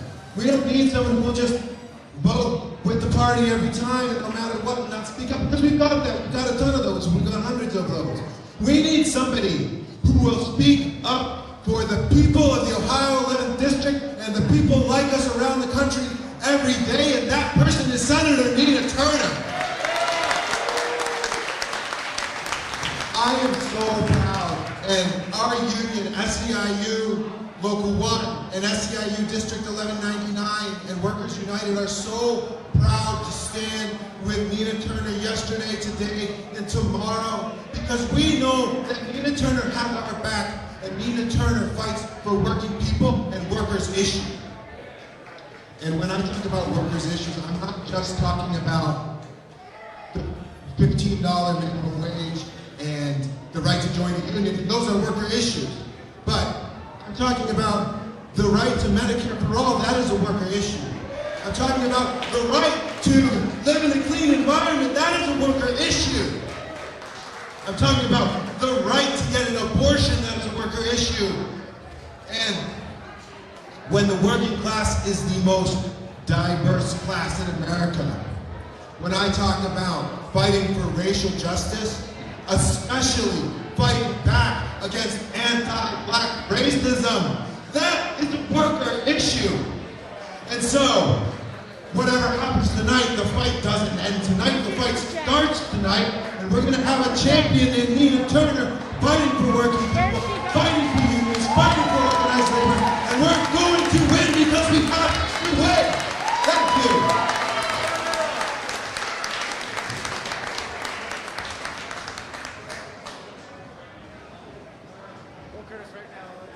Thank you, Camilo. My name is Michael Dolan Brennan. I'm the mayor of the city of University Heights. And I was delighted to be among the first of the elected officials in the 11th District to endorse Senator Nina Turner for this seat representing us in Washington. And I did not hesitate to support Senator Nina Turner because I knew what she stood for. We know what she stands for. We've always known what she stands for. We know she stands for fighting for the poor, fighting for the working poor, fighting for the barely middle class. We know that she supports a $15 minimum wage. As a minimum, it needs to be more than that. We know that she supports Medicare for all. We know that she supports student loan forgiveness. And we know that she understands that climate change is real, that it's an existential threat, and that we must do something about it. She knows that, and we know, that she is a champion for us, that she is fighting for us, that she does this out of love, out of compassion, out of service, that she does these things because America has fallen behind in too many ways, and we can still catch up. We can still have the best days ahead of us, but only if we work for it. Only if we get together behind people like Senator Nina Turner and send those folks to Washington. Now, earlier today, I ran into one of my constituents back in University Heights, and he said to me, because I knew he'd been supporting one of the other folks that was running for the seat, somebody further down the ballot, and he said, you know, Mayor, I've been listening to what you've been saying about Senator Nina Turner. I've been reading about Senator Nina Turner, and I've been seeing the arguments, both the logical arguments and the emotional arguments, and I've been moved. And I wanted my vote to count. And even though I got somebody else's sign in my yard, I went to the polls and I voted for Nina Turner. And I said, thank you. I had no idea that as mayor that would mean so much to you. And he said, well, I got a confession to make. I've also got a daughter in college.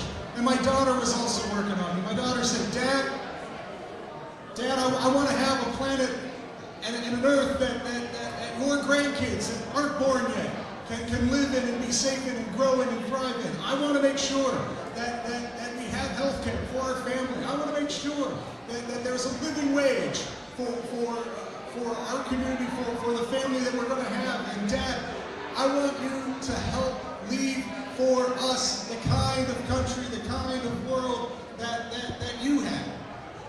And have a high standard of living, and to make sure that the American dream is still alive. That your children can do better than the parents did. And he said, Barrett, I listened to my daughter, how could I not listen to her? And I said, absolutely. We have to listen to our youth. We have to listen to our children. We have to listen to the people who are millennials, zennials, teenagers, those in their 20s. They're the ones that we're doing this for. They're the ones that are, that we're leaving this for, that we're working for. It's for all of us, but it's especially for them. And that's why we back people like Nina Turner. That is why Senator Nina Turner must be our next member of Congress in the 11th Congressional District. Thank you so much for listening to me. Thank you so much for all the work you've done for Senator Nina Turner, our next Congresswoman. Thank you. Thank you very much.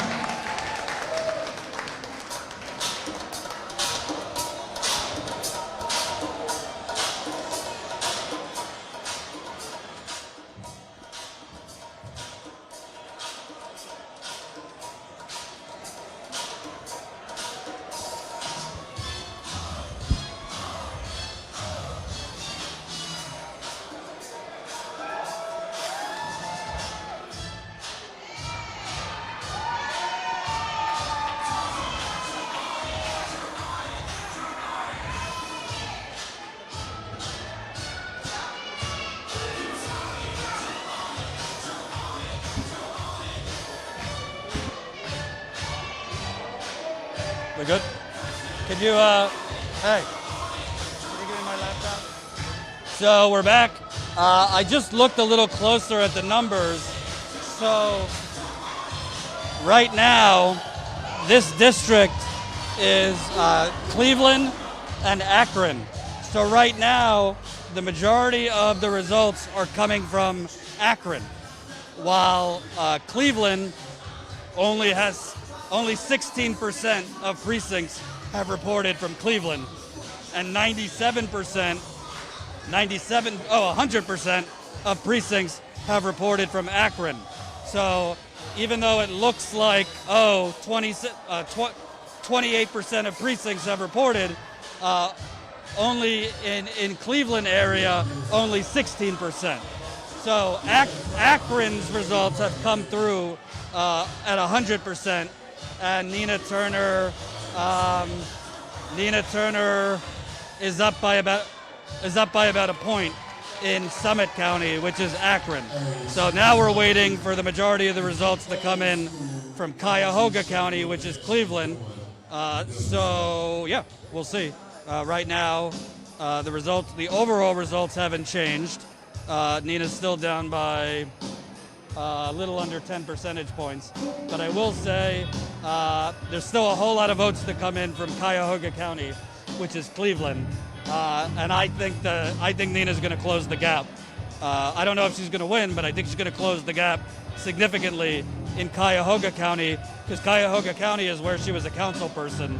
And again, I said it at the beginning of this live stream, but I'll say it again.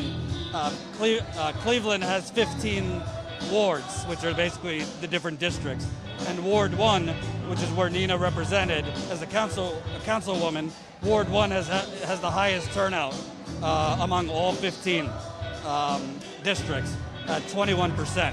So it seems to me, based on what I'm looking at, that the majority of the results that have been coming in so far are from Akron, and we're still waiting on the majority of results from Cleveland. So we'll see. But she has been closing the gap. All right, more. Okay, so it went down a little more now.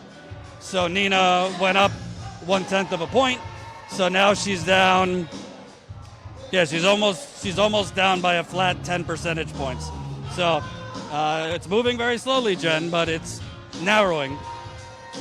I mean, again, I have to emphasize that this doesn't happen. It doesn't get this close. It doesn't get to the point where we have 27.9 precincts reporting in with Chantel Brown at this lead, without all of these dollars being spent against Nina Turner. That is out of fear of having an actual progressive candidate in Congress.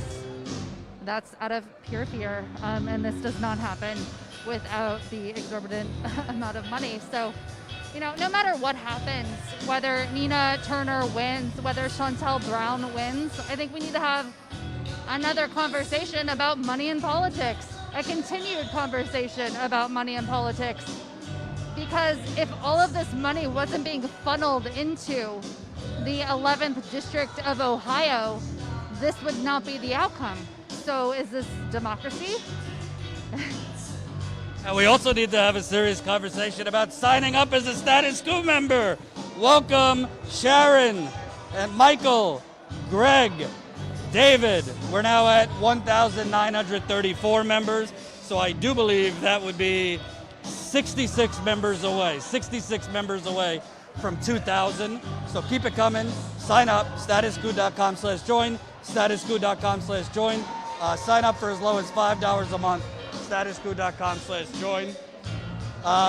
Hey, Tim Black. No, come on in. You live? Yeah, we're live. So Nina is closing the gap, it seems. Right. She was originally down by 20, now she's down by 10. What are you feeling seeing the results trickling in? It's still early, baby. It's still early. So my thing is, we're gonna stay positive, and we know the other like 27%. Okay, good. Okay, that's what I'm looking at. The number of results coming in so far.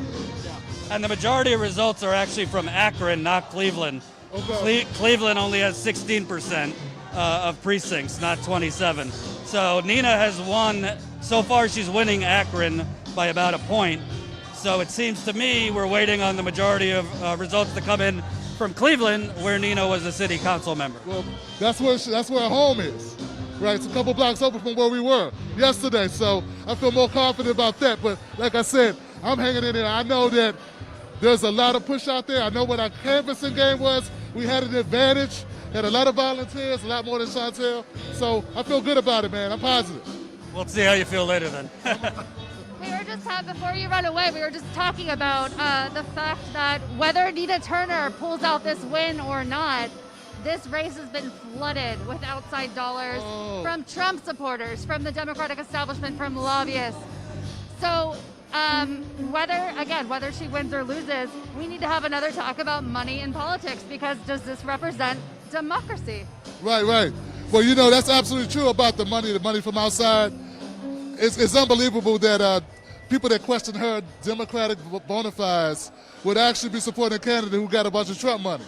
That's crazy, Robert Kraft money, but I guess that's just the way it goes. That's a great point. It's contradictory as hell, I think. Yeah. But it's all good. Like I said, I'm going to be here till the cows come home. So we're going to keep positive, and we know a lot more to go from here. How you doing, Jay? Good to meet you. Good to meet you as well. Talk to you. So sorry for the glow in the dark. There's like no light in this room, so that's why it's pretty dark. But we're doing our best. Thank the Lord they turned the music down so I could actually hear, and my head is not going to explode now. So let's keep it going here. Again, the results are coming in pretty slowly, but Nina is closing the gap. Again, she started out down 20. Now she is down a little under 10 by 10. And most importantly, as I've been saying, in Akron, which is about 40 minutes from here, 100% of the precincts have reported, and Nina is up by 1 in Akron. So she's up. Nina's up in Akron, but in Cuyahoga County, which is Cleveland, only 16.4% of the precincts have reported. So it's all about Cleveland at this point. Nina Turner is from Cleveland. She served on city council in Cleveland. From the numbers we've been talking about all day, the area that she served, Ward 1, has the highest turnout today at over 21% turnout in Ward 1. So, we'll see what happens, but there's still a lot of vote to count, and Nina has been narrowing, which is what you want to see if you want Nina to win. Let's see what the comments are like. 222. They have that stupid, what am I trying to say? That thing on the New York Times where it's like it goes either way, like it's a measure of who might win. Oh, no, they don't. Catherine, $100 in the super chat. Thank you so much, Catherine. Really, really appreciate that. PJ Coin, 50 euros. Keep it up, guys. PJ from Ireland. Wow. Thank you, my friend from Ireland. We really appreciate it. Share this live stream if you have not. Let's get it out to more people. We're already at 1,600 live viewers, so maybe we can get it up to 2,000 live viewers. I want to shout out all of our new Status Coup YouTube members: Echo J, Money Lou, Edward, Xanadu, Al Xanadu, sorry if I mispronounced anyone, Itzio Happy Box, Troy, Sam, Donnie, Catherine, J-Man, Theo, Emily, Anders, Madeline, Shane, Esther, James, Stephanie, Cedric, Sharon, Lizard Lips, Chuddabox, H. Ellis, Nathan Dufine, Dilly, Andre, Catherine, Michael, George, Giles, Easton, Critterin, Diane, Deborah. Those are all people who joined today. A couple at the end joined previously. Also, Corey, I think is how you pronounce it. Welcome, a Status Coup website member, statuscoup.com/join. You guys will be helping us fund our on-the-ground reporting. We're the only network who does it like we do. Help us keep going. Help us increase our monthly reliable income to do this in-field and investigative reporting. Plus, you get great perks, like behind the scenes, candid Bernie Sanders, candid Cornel West, candid Nina Turner, Never before published footage, just for you guys members. Statuscrew.com/join. I don't know if we already shouted out, but Catherine, thank you so much for another super chat. Done deal. Thank you so much. Saying you do great work. Office saying it hurts as I see YouTubers I've loved now take themselves and their viewers on an angry turn. So, come on over. So we got Jamal from Chicago. I was told you ran for mayor. I did. Wow. So we have people that came in from Texas, New York, LA, Virginia, Chicago. What made you want to come in the dead of summer to try and get Nina over the finish line? Well, Nina's been one of my mentors for many years, very close to her. And I know her heart and I know her passion, and we know that she is the best candidate at this moment to really push things over the line for young people, for the next generation, for seniors, for the environment, for everybody.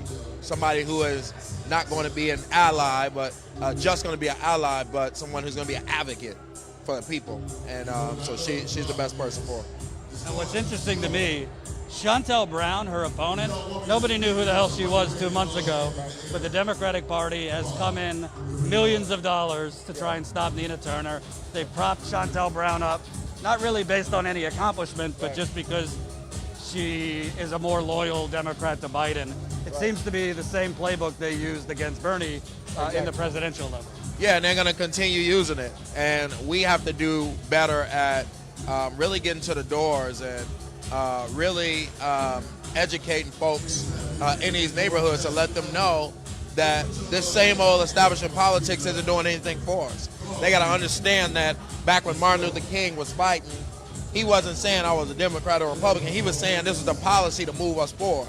We cannot be comfortable because the Democrats have gave us crumbs 50 years ago.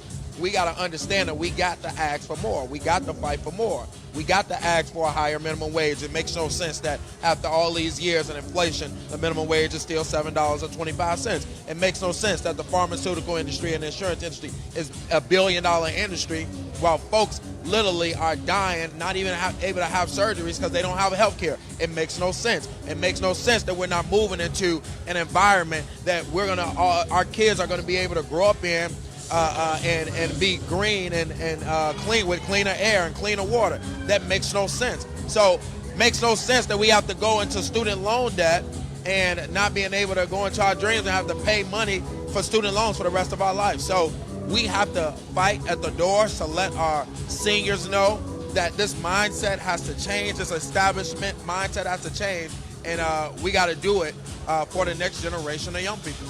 And let me ask you, because it seems to me there's a lot of progressives are getting very cynical, aren't they? They've lost hope. They're angry that the squad is not fighting hard enough. They're angry that the progressives aren't, going scorched earth, withholding their votes. And even some have been cynical and say, oh, well, Nina's going to sell out too. What do you think about that mentality? I want folks to be clear that this is not new. This establishment has been made many years. It's many years in the making.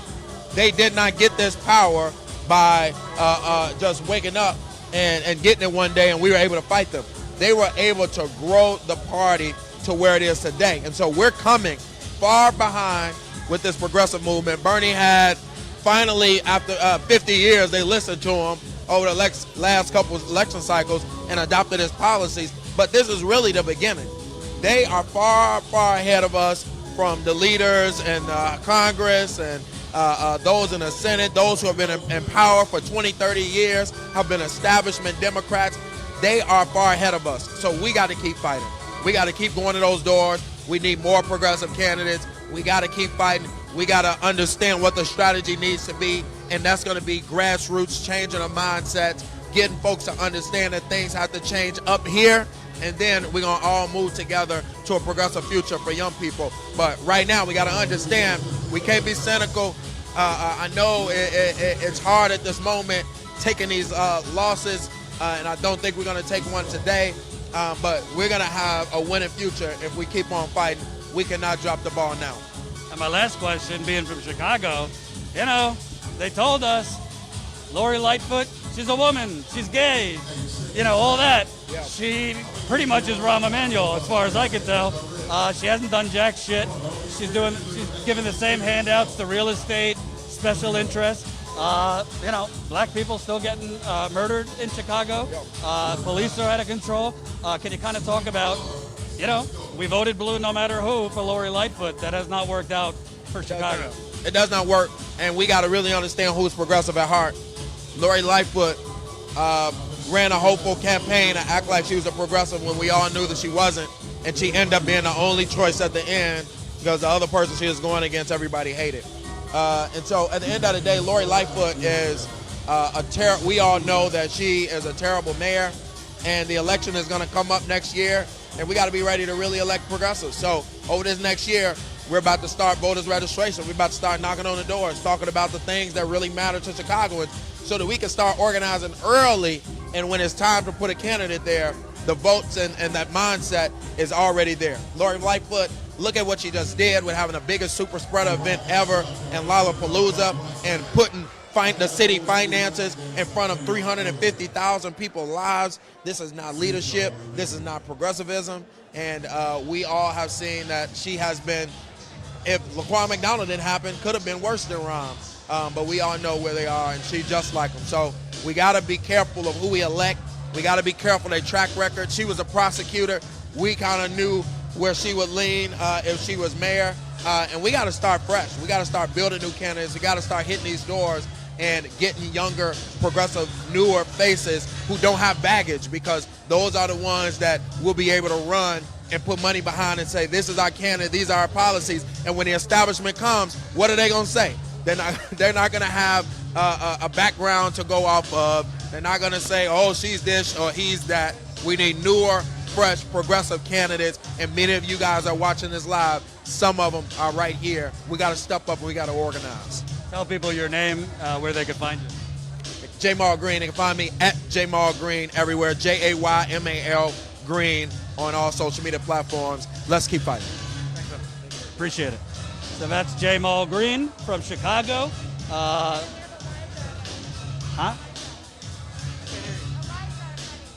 come on in.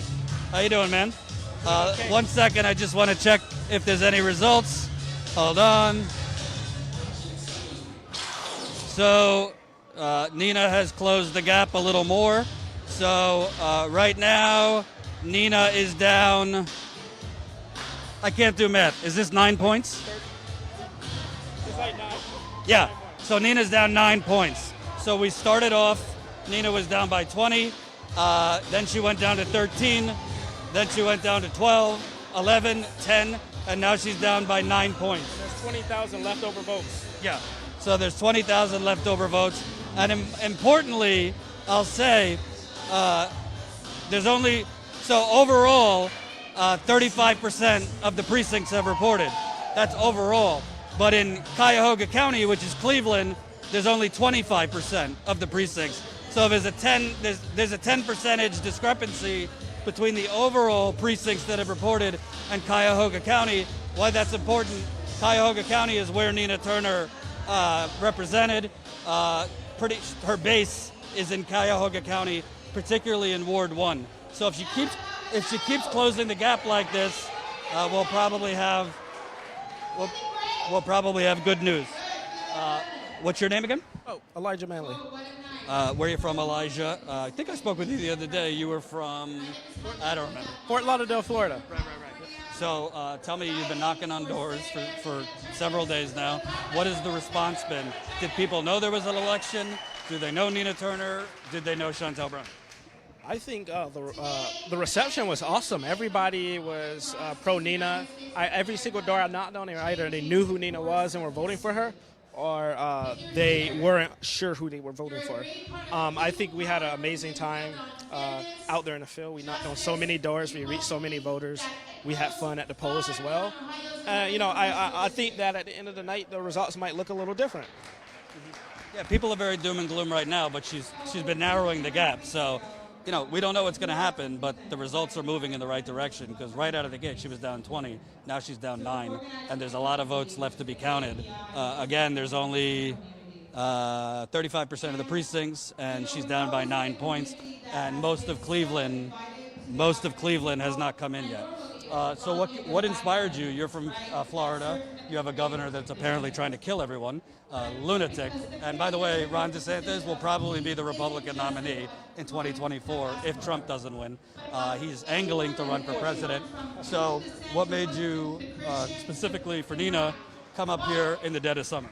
Well, I knew of Nina for a few years. I first knew about Nina back in 2016 when she switched her endorsement from Hillary to Bernie, which is a hard thing to do. That showed that she had principle. That showed that she wasn't just trying to go along to get along. She was really in it for the people. So, I'm attracted to her because she's authentic. She cares about issues that actually affects people. Healthcare is big to me. I have family members and myself. We don't have healthcare, and that's a big issue. To come out in support of Medicare for all and get outspent by the pharma industry, which is spending a lot of money in this race. When it comes to climate change, she's hard on that issue. Housing, I've never seen a candidate so inspiring as Nina Turner. I've never seen a candidate that can excite people, that know how to communicate, who's an effective communicator. And she's not a person that's going to go along with the party on everything. She's someone who has the integrity to make her own decisions and do what's best for people.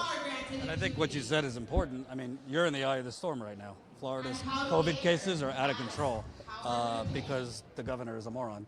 But right now, it's at record highs, the amount of COVID cases, and people like you don't have health care, and your family doesn't have health care. I mean, an untold number of people have died during this pandemic because they didn't have health insurance, and they didn't want to go to the hospital because they don't have health insurance. So a lot of people have been saying, oh, Nina, she didn't go to the Medicare for All march, blah, blah, blah. She's running on Medicare for All. I mean, I've covered her events here. She talks about Medicare for All. The ads she runs are for Medicare for All, and I think if she wins, that really is damning for the establishment narrative. Oh no, people in the Midwest, they don't want Medicare for All. They don't want good, nice things. They're moderates. If she wins on Medicare for All here, there goes the establishment's narrative.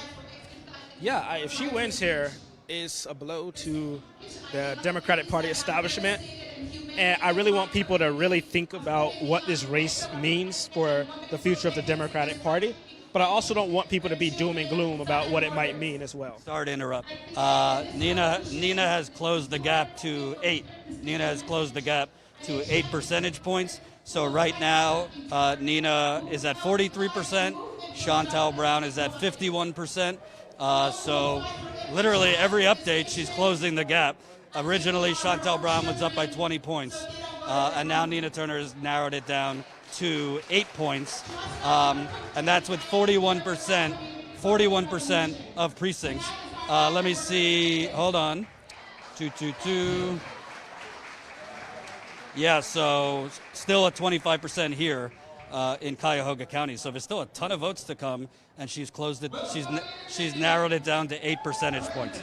And I will say, this is a similar scenario to Missouri's 1st district, where it's Cori Bush currently holds. Lacey Clay was leading throughout the entire night into the end, and everybody was calling the race for Lacey Clay, and out of nowhere, unexpectedly, Cori Bush took the lead, and history tells the rest of the story. So I tell people, don't be gloom and boom about this right now. It's still very early. There's still over 20,000 votes that need to be counted. Let democracy and let the democratic process work. Just because you see numbers and someone's leading. I mean, Florida is a good example of this. We never know who's winning our election until weeks after the election. So we always tell people, let the whole process work. Cori Bush is a perfect example of this. I think Nina's going to pull this out at the end of the night. And if she doesn't, I still will say, I was glad to be here. I was glad to be part of this movement. The fight continues. We have an entire country to take over. Well, I don't want to get people excited, but just looking at how things have been going, if it keeps going like this, she's going to win, because there's still 60% of precincts to report, and every time this is an update, she's closing the gap. And the votes that are left are more favorable to her, I believe, than Chantal Brown. So we'll see. We're going to update you as we go. I wanted to ask you also, speaking of Cori Bush, obviously she just camped out for days. Ilhan Omar, Ayanna Pressley, Jamal Bowman, AOC, they kind of rotated in joining.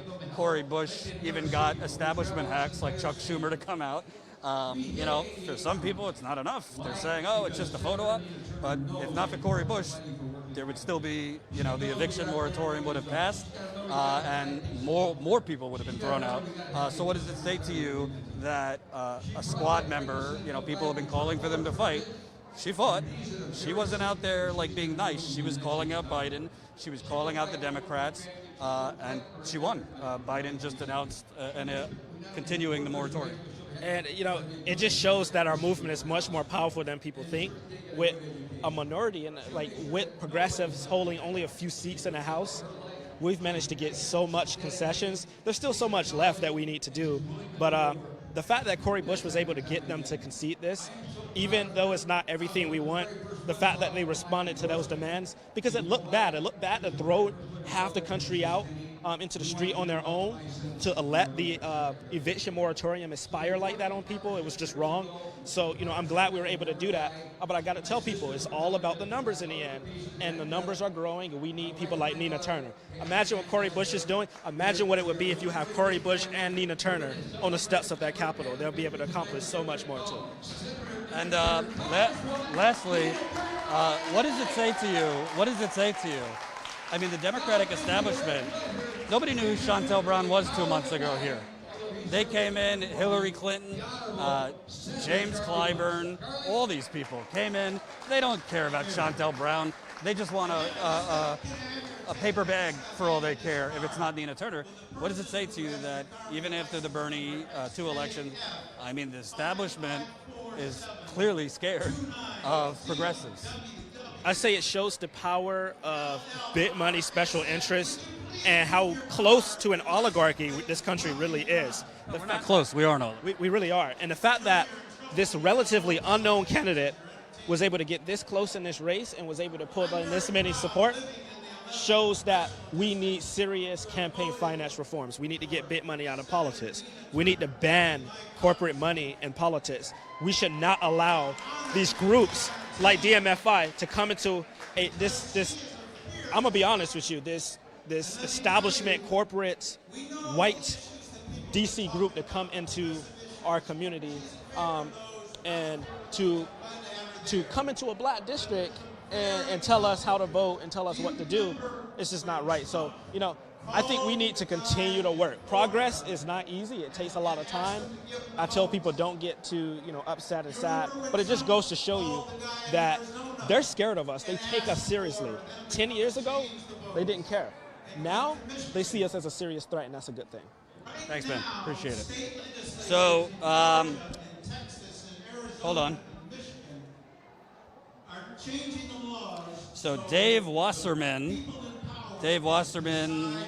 who's Dave? With the Cook Political Report, he says he's seen enough. Shontel Brown defeats Nina Turner in the special election. I don't know what I don't know how he's seen enough, because we definitely don't have enough data.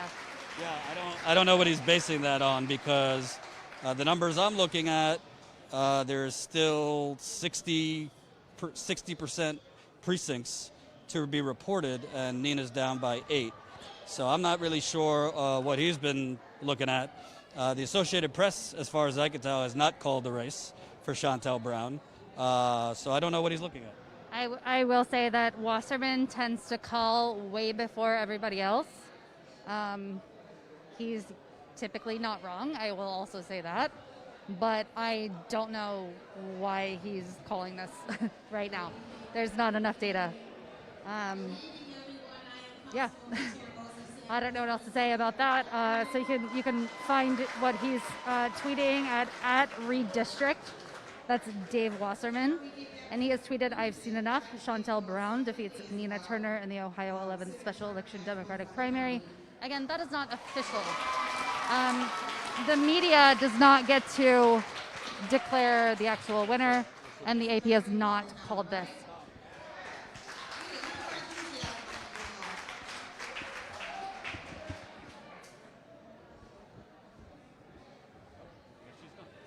There we go.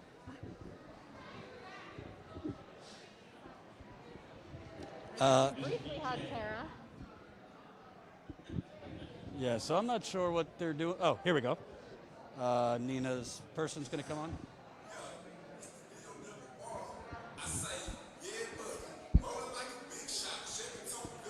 Yeah, I don't know. The campaign seems like they come on stage and then they come off stage, so I don't really know what they're doing. But again, Dave Wasserman, I don't know what he's basing that on. He does have a good track record, but the numbers I'm looking at, there's still a lot of votes to count. So again, I'm not sure what he's looking at. Right now, Nina Turner is down by 8, and Cuyahoga County 32% of precincts have reported in Cuyahoga County. So there's a lot of votes left, and I'm waiting to see what the rest of the results are. But to be clear, nobody's called the race. The Associated Press hasn't called the race. Nobody officially has called the race, so we'll see what he says. Hold on. And let's see.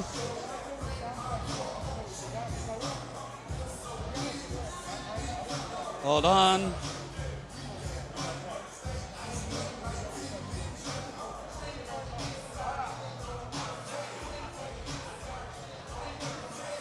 Yeah, I don't really see any other updates, so Dave Wasserman might be right, but as of now, there's no official results. So we shall see. Keep pressing that like button. Keep sharing. Thank you for the super chats. We are currently 65 members away from 2,000. So keep signing up. Statuscoup.com/join. In looking at the quote tweets of Dave Wasserman, we have, typical folks like David Axelrod, who's saying, I've seen enough when redistricts have seen enough, meaning Dave Wasserman. There's going to be a lot of picking over this one.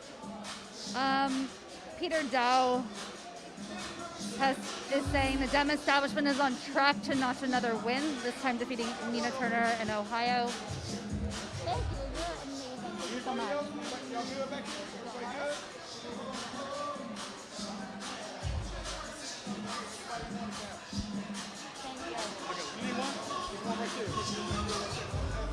Thank you so much. Thank you so much. They have consolidated power at every step, which is why Leela Jal and I are focusing on Rebecca for watching, whatever. So, again,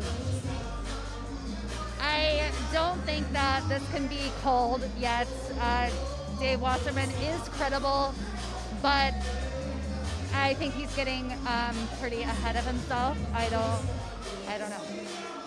I'm not seeing really any other folks except for those like Amanda Carpenter, who's a Republican, sort of talking about this. Most people are holding back because it's simply too early to call. We're obviously very open about the fact that we are personally progressive. We support Medicare for all. Chantel Brown does not. Nina Turner does. So yeah, I will be very disappointed if in fact this is the case. And if this is true, if Dave Wasserman is correct, this will not be because the people don't want progressive policies like Medicare for all, which, by the way, in every other country that has universal health care, it is not progressive. It is simply human and like a right and just something they have. So, it's going to be the result of dirty, dark dollars if in fact Nina's defeated. Yeah, we'll see. Again, he's usually right, but there's a whole lot of votes left to be counted, so I'm not sure what he's basing it on.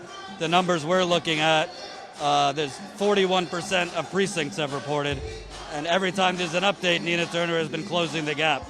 So we'll see. He usually is right, but I haven't seen anyone officially call it, so we'll keep going and see what happens.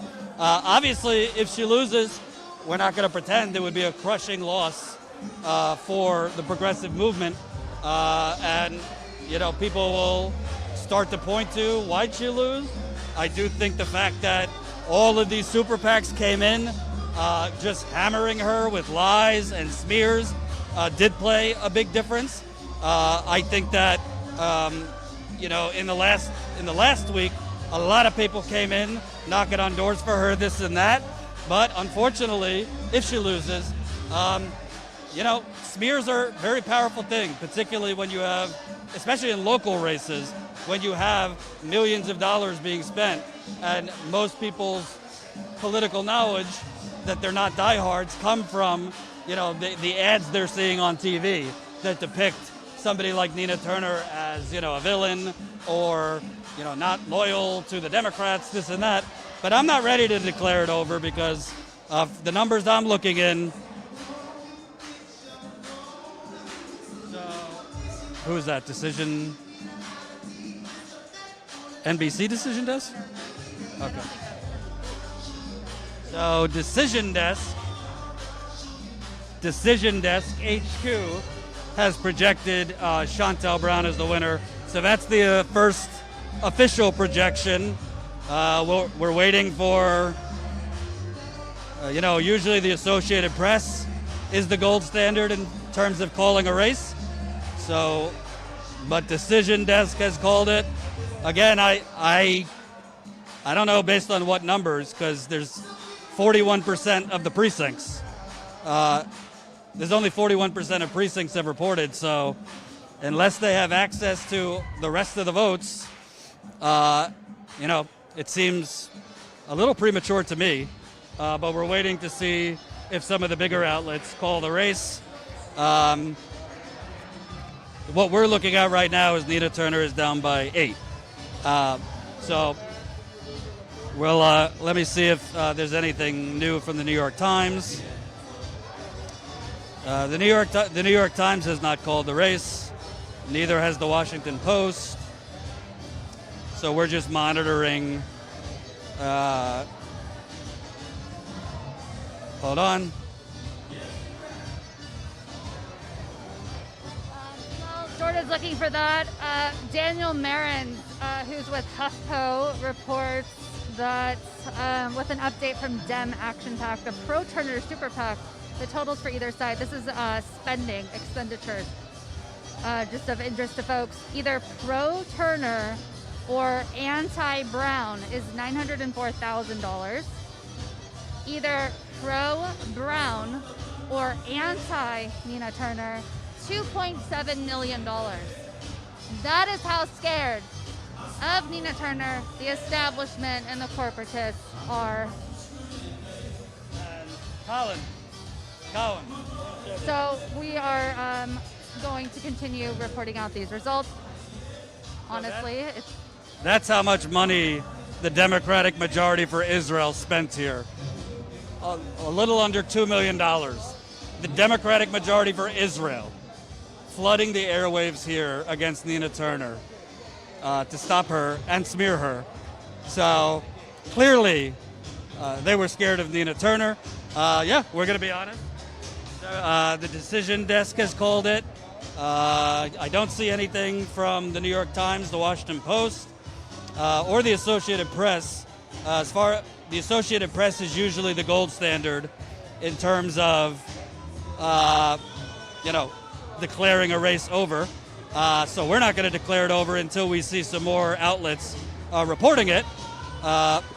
If Nina Turner loses, this is not an indictment of progressivism or progressive policies. Again, we know we will not be gaslighted. We know that progressive policies like Medicare for All have the majority, even when you add in Republicans. So what this is an indictment of our not democracy. We do not have a democracy. We have a system where super PACs, PACs, and lobbyists can flood an election and do what they want. So there was just another update. Nina Turner is down 44.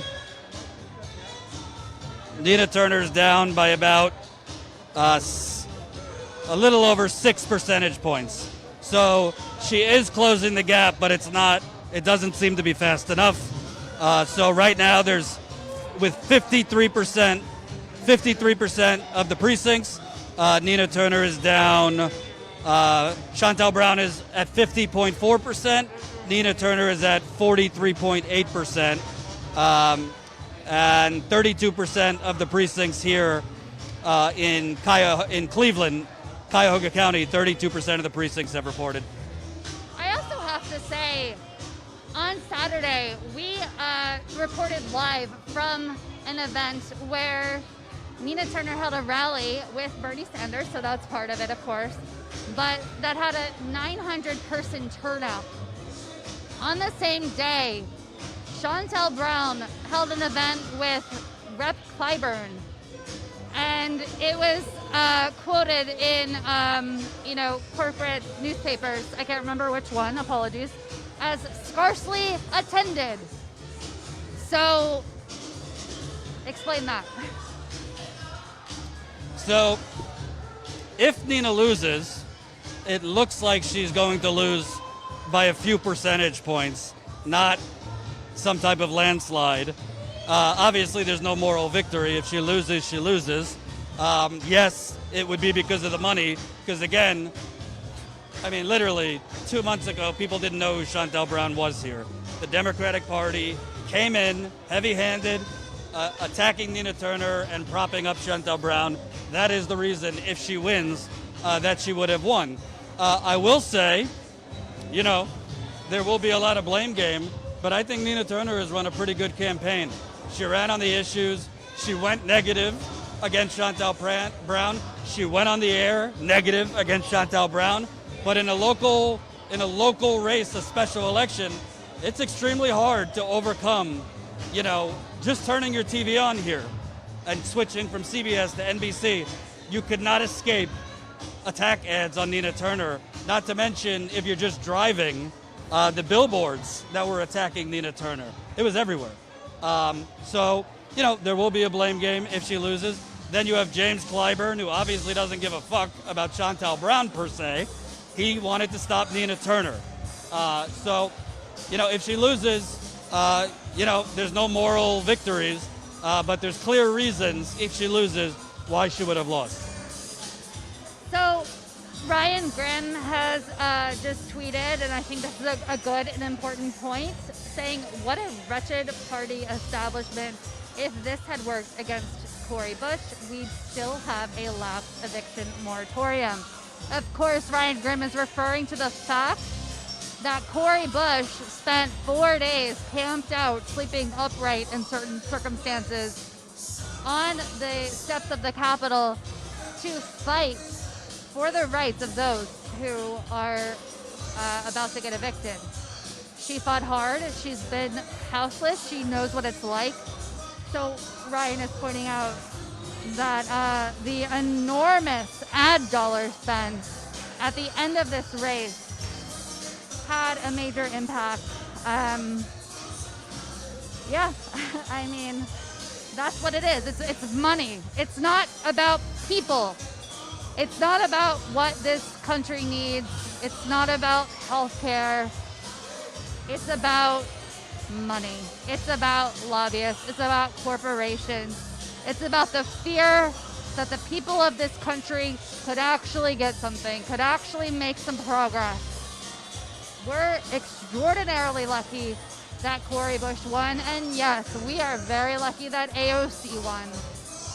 We are lucky to have the squad in office. Yes, I'll say it. How controversial of me. We're lucky because we have the real folks we're fighting against, the real monsters out there. The real monsters are not AOC. The real monsters are not Cori Bush. The real monsters are those who spend millions and millions of dollars to ensure that everyday Americans do not have health care. The real monsters are those who are spending millions of dollars to ensure that Americans die so that they can pad their pockets even more. Not the squad. So Cuyahoga County, which is the Cleveland area, 46% of precincts have reported in Cuyahoga County. Chantel Brown, specifically in Cuyahoga County, is up by about 8 percentage points.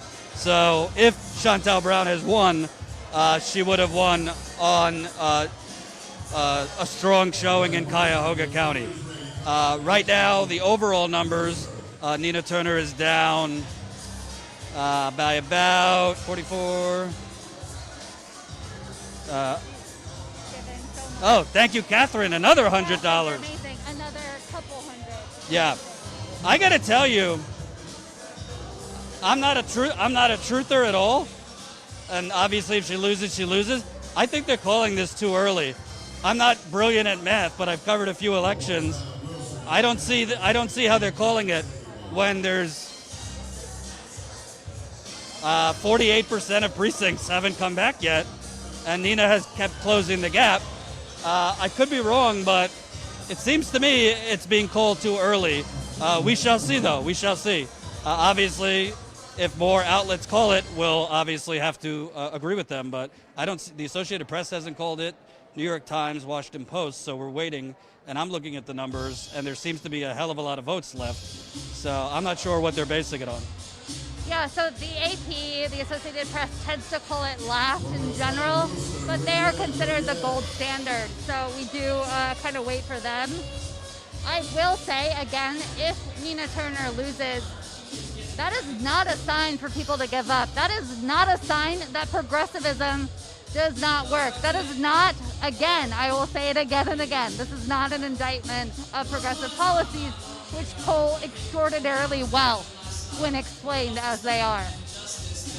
This, if she loses, is a sign that folks need to fight harder against the establishment, against money in politics. Jordan earlier today interviewed a local and very long-standing, I believe, historically the longest-standing council member in Cleveland history, and he spoke about the impact of dark money and how scary it is and how much it disenfranchises people. That is what we need to fight. It's not a sign to give up. It's not a sign to burn it all down or become a nihilist. It's not a sign that it's hashtag fraud squad. It's a sign that you need to look, you meaning the general you, at the real enemies here. We see the real enemies.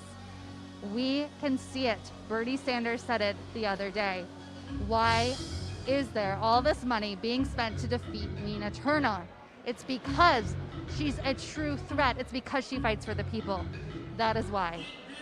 So it's not a sign for anyone to give up. We can all be disappointed. We're all burned the hell out from 2016. We're all burned the hell out from 2020. We got a boost from the win of Cori Bush, who just got a win for the country with her action. We keep fighting. And also, listen, let's just call it what it is. There should have been a lot more, to me, earlier support for Nina Turner. It would have been great to have people here on the ground earlier than like a week before the election. Even today, today, get off the vote effort. Right. I mean, ultimately, you know, we can't blame others if she loses. We can blame the Democratic establishment. But I think, you know, there was a lot of focus online hating on Nina Turner, hating, canceling everybody, calling everyone a fraud and a sellout. If all that energy would have been used to actually come and elect her, you might have a different result. So let me see if there's any update in numbers. Hold on. So still 53% precincts reporting. She's up by, Chantel Brown is up by a little over 6 percentage points. I'm still looking, and I haven't seen the Associated Press call it, New York Times, Washington. Nina Turner lost because the weakness of the squad turned off a lot of people on the left, so they didn't support her. I'm sorry, but that's a really bad take from the socialist MMA. I like him, but like, so basically you're saying, first of all, those people don't live in the district. So I don't think that's why she lost, because those people that are disappointed with the squad aren't voters in the 11th district. Voters in the 11th district are by and large, you know, majority black and tend to vote for more establishment candidates. But again, if people outside of the district let their frustration with the squad and projected that frustration onto Nina Turner, then shame on you guys. Because, you know, Nina Turner's not a god, she's a politician, she should be pressured, criticized when necessary. But if you're gonna start projecting your frustration and disappointment with politician A, B, and C on this candidate, then we're gonna be perennial losers till we're all dead. Yeah, and so I'm not going to call out this next person because it's seemingly not a public person, but this is posted on Twitter saying Nina Turner wallowed with the swine, Cori Bush and AOC, and got tarnished. # bye, Felicia. The sooner we stop sheepdogging for the Dems, the better off we will be. No, that is an absolutely horrible take. You're saying that we will be better off with a Shontel Brown in office who will literally and admittedly rubber stamp everything that Joe Biden wants. You're saying that that's better? You're probably the same type of person who said, oh, Nina Turner should have run as a People's Party candidate. That was literally not possible. Stop following people who tell you things that are not possible, who lie to you. Nina Turner did not win because she associates with Cori Bush, who again just got us a major win on eviction, and AOC. If, in fact, Nina Turner loses this race, it is because of dark money, not because of aligning with the only progressives we have in office. That does not, do not take my words the wrong way. That does not mean I don't have criticisms of Cori Bush or AOC. I especially have criticisms of AOC, but I am sick and tired of people saying we will be better off. I hope Nina Turner loses. I will never vote for a Democrat again.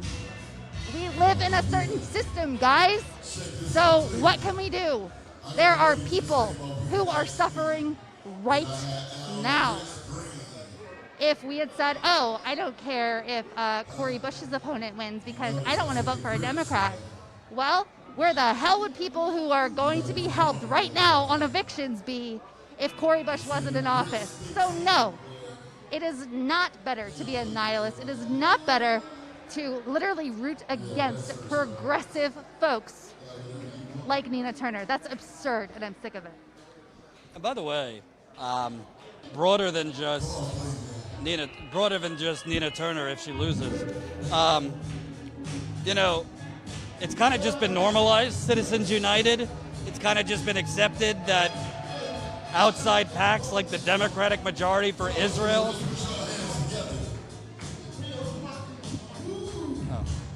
Nina Turner has arrived. Hold on. So, looks like Nina Turner will be taking the stage.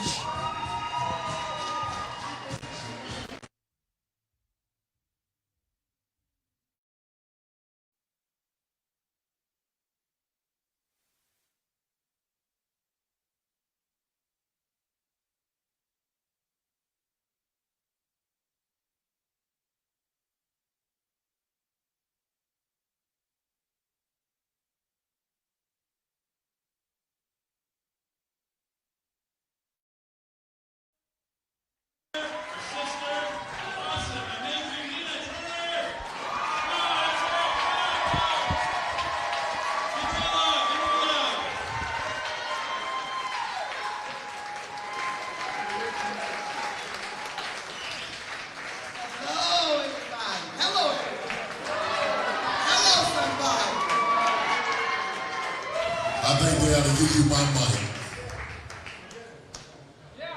Hello, somebody. So, I want to say good evening to my friends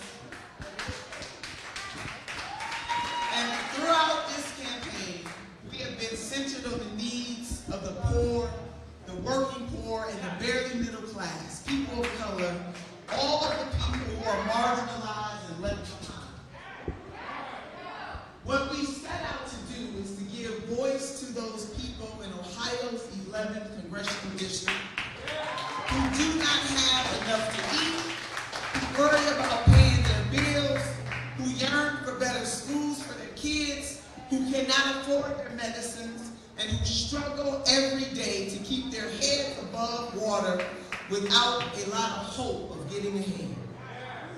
As the people in this room know, this campaign is not happening in isolation. It has always been part of a movement of people across this country who want what Representative Barbara Jordan famously called an America as good as its promise. Those of us fighting for that America here in Ohio and in every state in this country have been on a long justice journey through a desert of despair, indifference, inequality, and racism. Tonight, my friends, we have looked across the promised land, but for this campaign, on this night, we will not cross the river. Tonight, our justice journey continues, and I am proud to continue that journey with each and every one of you.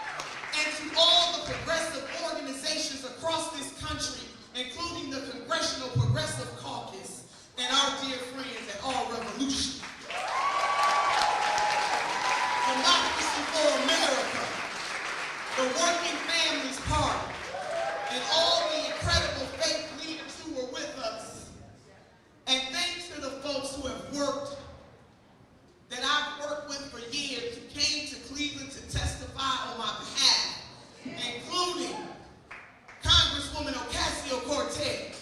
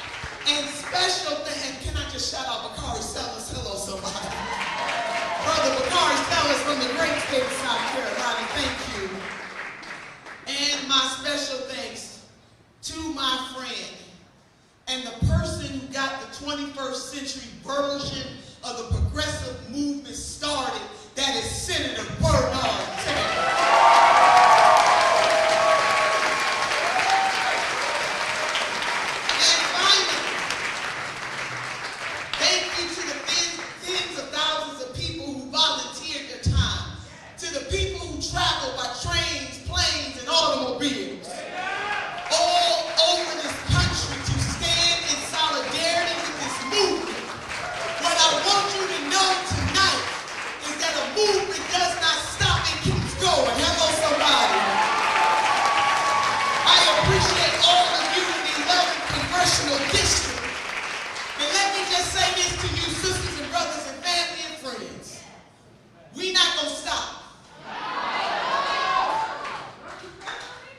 See, there's a debt that has to be paid. And Sister Turner not playing. I am going to work hard to ensure that something like this never happens to a progressive candidate again.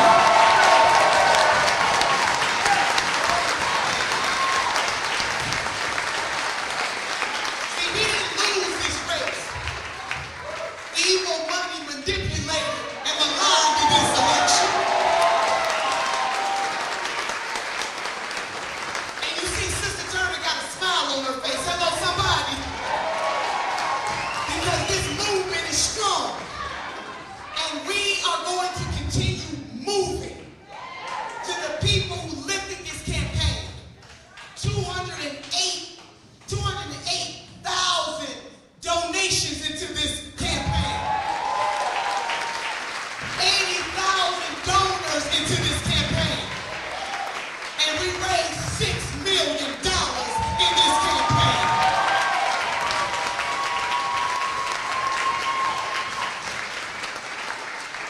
And I don't want you to relent, because it took evil money. It took evil money to come in here and do this. But I swear to you that as sure as there is a God in heaven, Sister Turner gonna continue working with every fiber of her being until true justice reigns. This ain't over.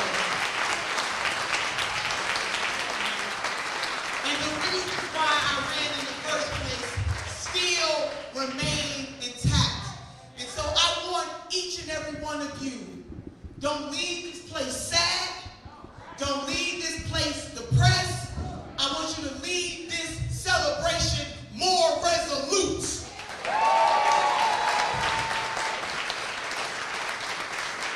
Because we still have work to do. You all did this. You have been the wind beneath our wings. And we must promise ourselves that we are going to continue to work with a fierce urgency. You remember that fierce urgency of now that the Reverend Dr. Martin Luther King Jr. talked about. Well, it is now today, it'll be now tomorrow, and the next day, and the next day, and the next day, and the next day, and the next day. So, hold your heads up high, because we created a lot of history in this moment, and we have more history to create. Ain't no stopping us now. We are on the move.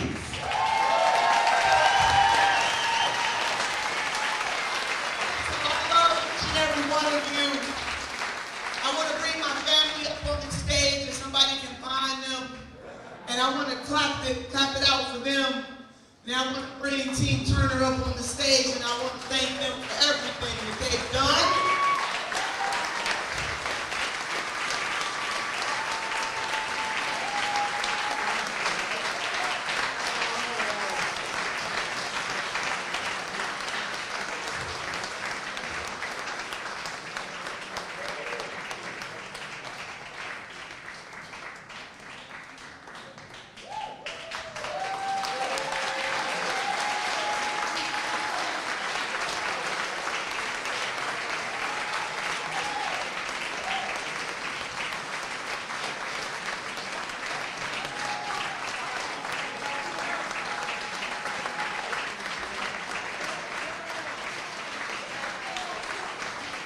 Monday said, closing doors to open more. Hello, somebody.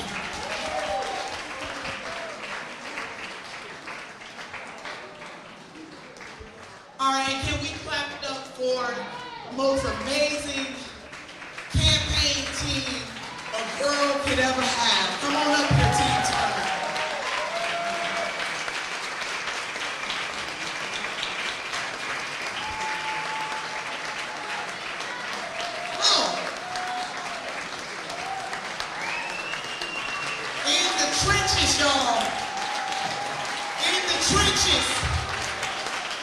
changes. Nothing changes. Come on up. Come on up. Everybody come on up. Let's make some room. Come on up. Come on up.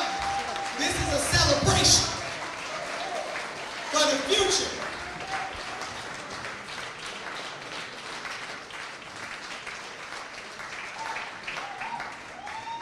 Come on up, come on up.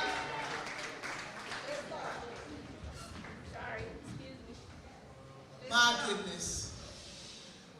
So again, to each and every one, can we clap it up?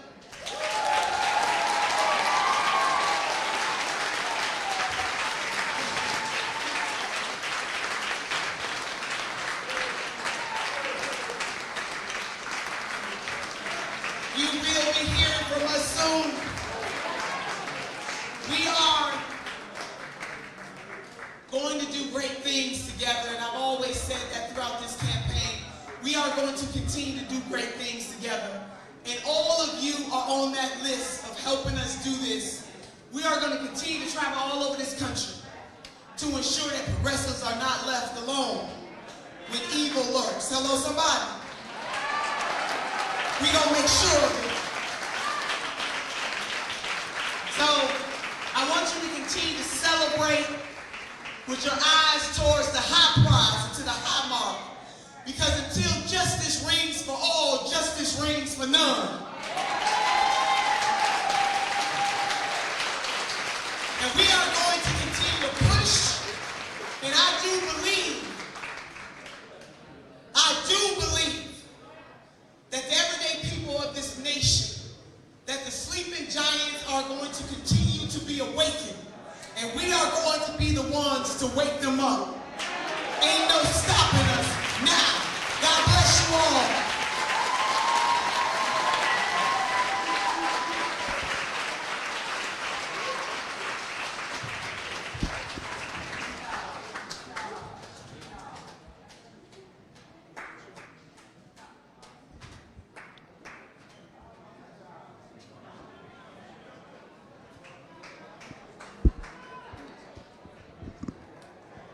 So that was, we good? So that was Nina Turner. That's her conceding the election. She did not mention Shontel Brown's name, which I found interesting and kind of satisfying. But that was one of the most classy concession speeches you'll ever hear. It is really a shame that somebody like Nina Turner is not going to Congress. It is really, really a shame that someone like Nina Turner is not going to Congress, because she's got way more class than all the dirty money and all the dirty super PACs that had to come in here to stop her. Make no mistake, she would have won if not for the Democratic majority of Israel Super PAC and Third Way. They spent nearly $2 million to stop her in a local race. She was outspent 3-1, particularly in the final couple weeks. There will be plenty of blame to go around. The blame game will be out there.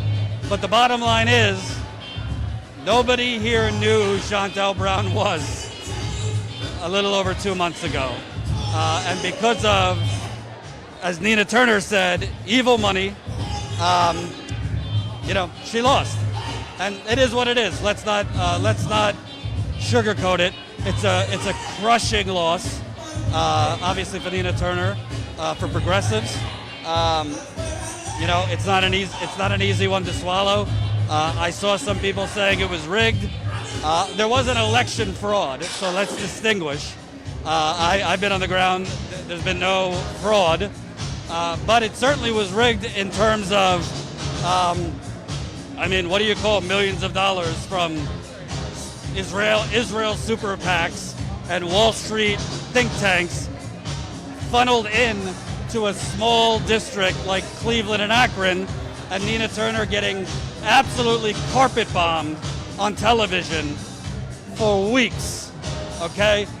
Most people are not political diehards like you and I. Most people, you know, are just working people. A lot of them are working 2 to 3 jobs. And really all they're seeing are television ads. Right now. Like, can't see it in there. Okay, wait. Are television ads, are mailers, and all that. Let me know when it clears out a little bit. Just gotta get in there. It's pretty easy to. I just don't have a mic. All right, Colin, can you move the camera up there? All right, so we're gonna move up, try to get in there to ask Nina Turner some questions. Hold on. 1 second.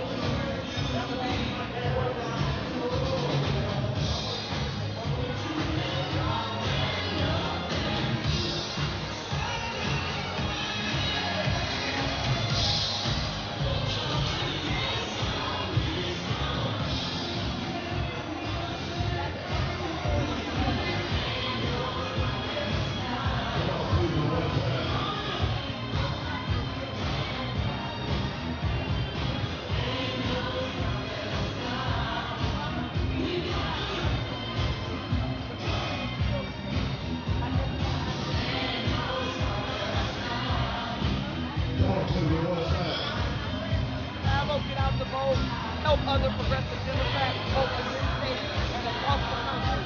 We have just cleared us all, ain't no stopping us now. We on the move.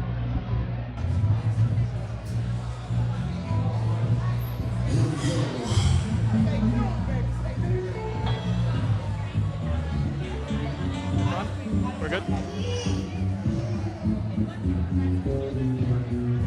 Progressives have to plan a little more. Well, you know what? We need more than progressives to try to get dark money out of politics. One of the things that I am very committed to doing is to work to make sure that this doesn't happen to any other progressive. So, y'all stay tuned. But see, this is not just about this district. What I want people to understand is that if they can do this here in the 11th congressional district, they come into a neighborhood near you. So it's this district today, what district will it be at another time where they don't like the candidate?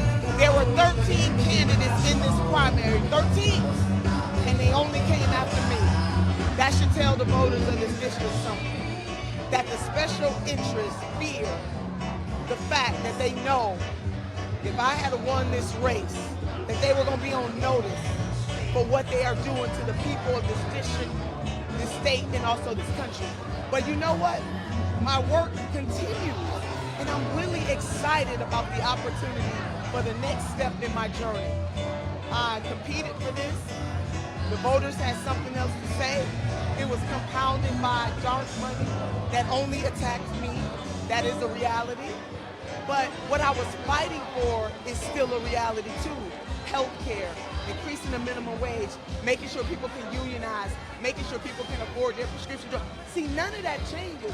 And that's why I count it all joy, because my journey continues. So I want you all to stand by.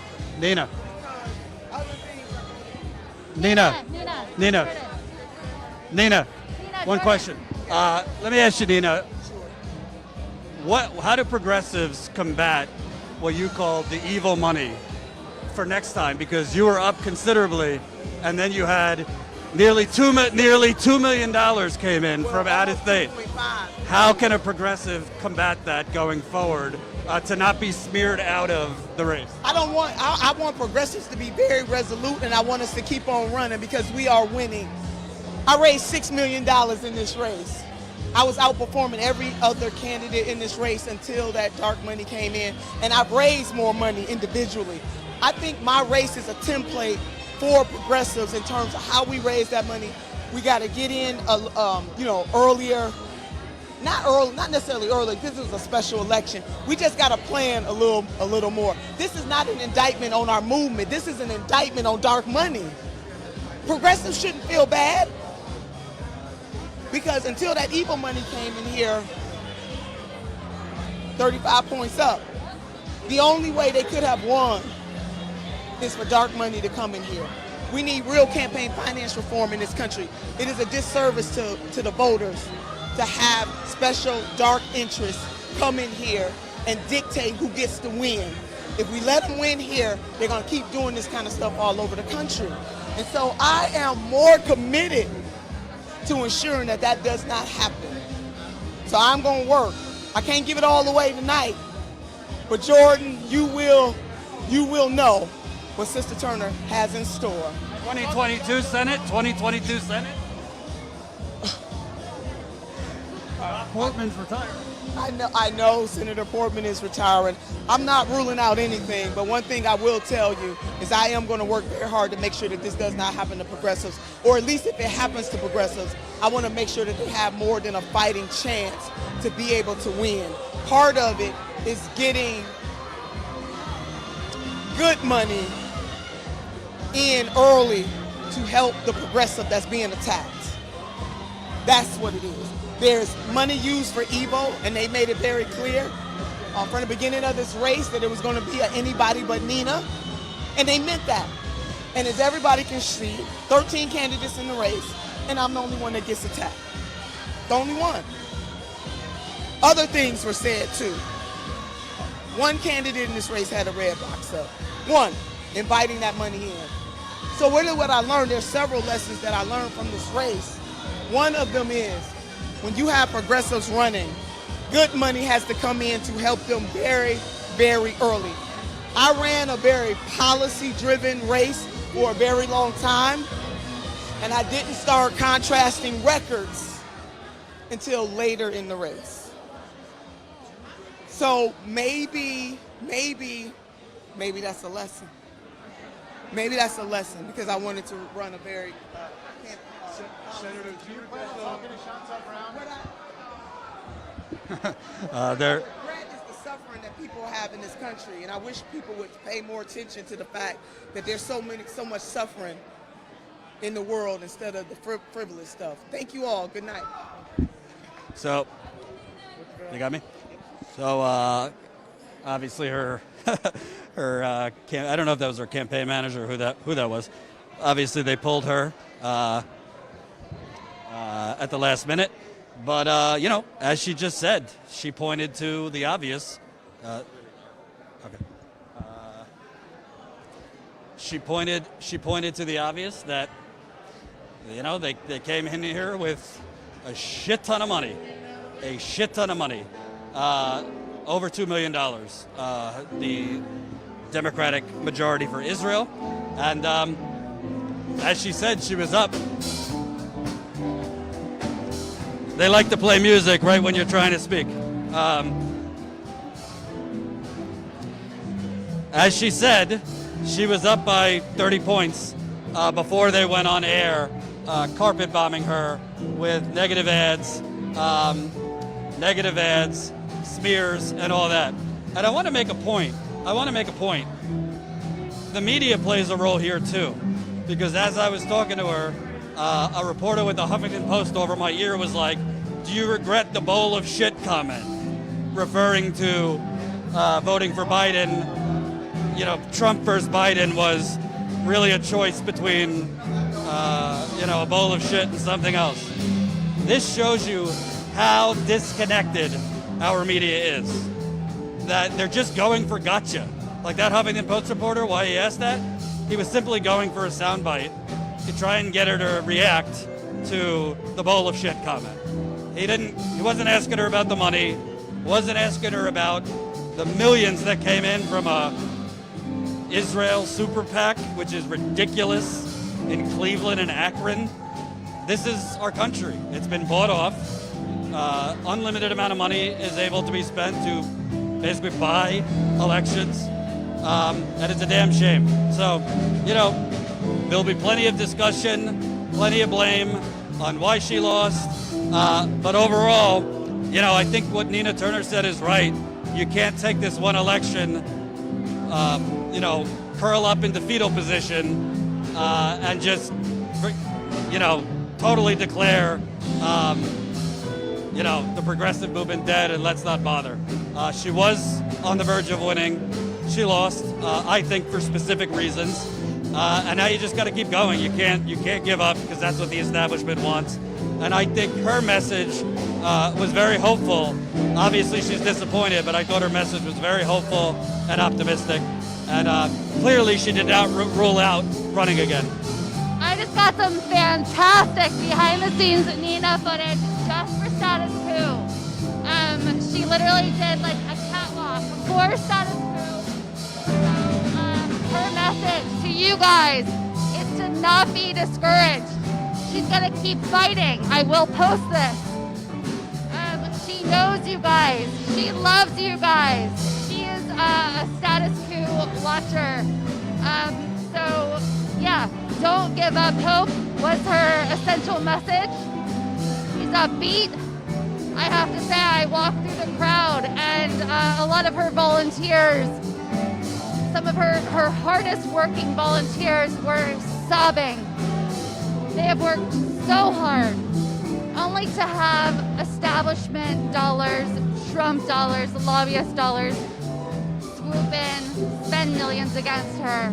But she wants you guys to know to not give up hope. She's not going to stop fighting. I will post this. She had a great message specifically for you guys. And as it stands now, there's 75% of the precincts are in. She's down by 5. So, ultimately she's probably going to lose between 4 and 5 points. It's not a mind-boggling landslide. It's a healthy defeat for Shontel Brown. But the point is, Nina Turner was up by 35 points like a little over 2 months ago. So this shows you how easily an election can be bought and how quickly. They saw that Nina Turner was going to win this in a landslide, and the establishment acted. Democratic majority for Israel. Third Way, Hillary Clinton, James Clyburn, the Congressional Black Caucus, which seems to consistently endorse corporate establishment candidates rather than progressives. So, it's not the same thing as Obama forcing all the candidates to drop out. Hold on.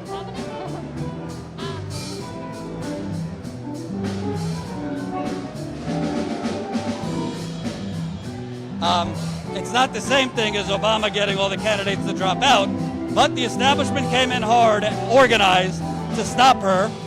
I don't know if the left necessarily came in as hard early enough to stop her, to help her win. Yeah, I think we're all disappointed, and it's okay to be upset.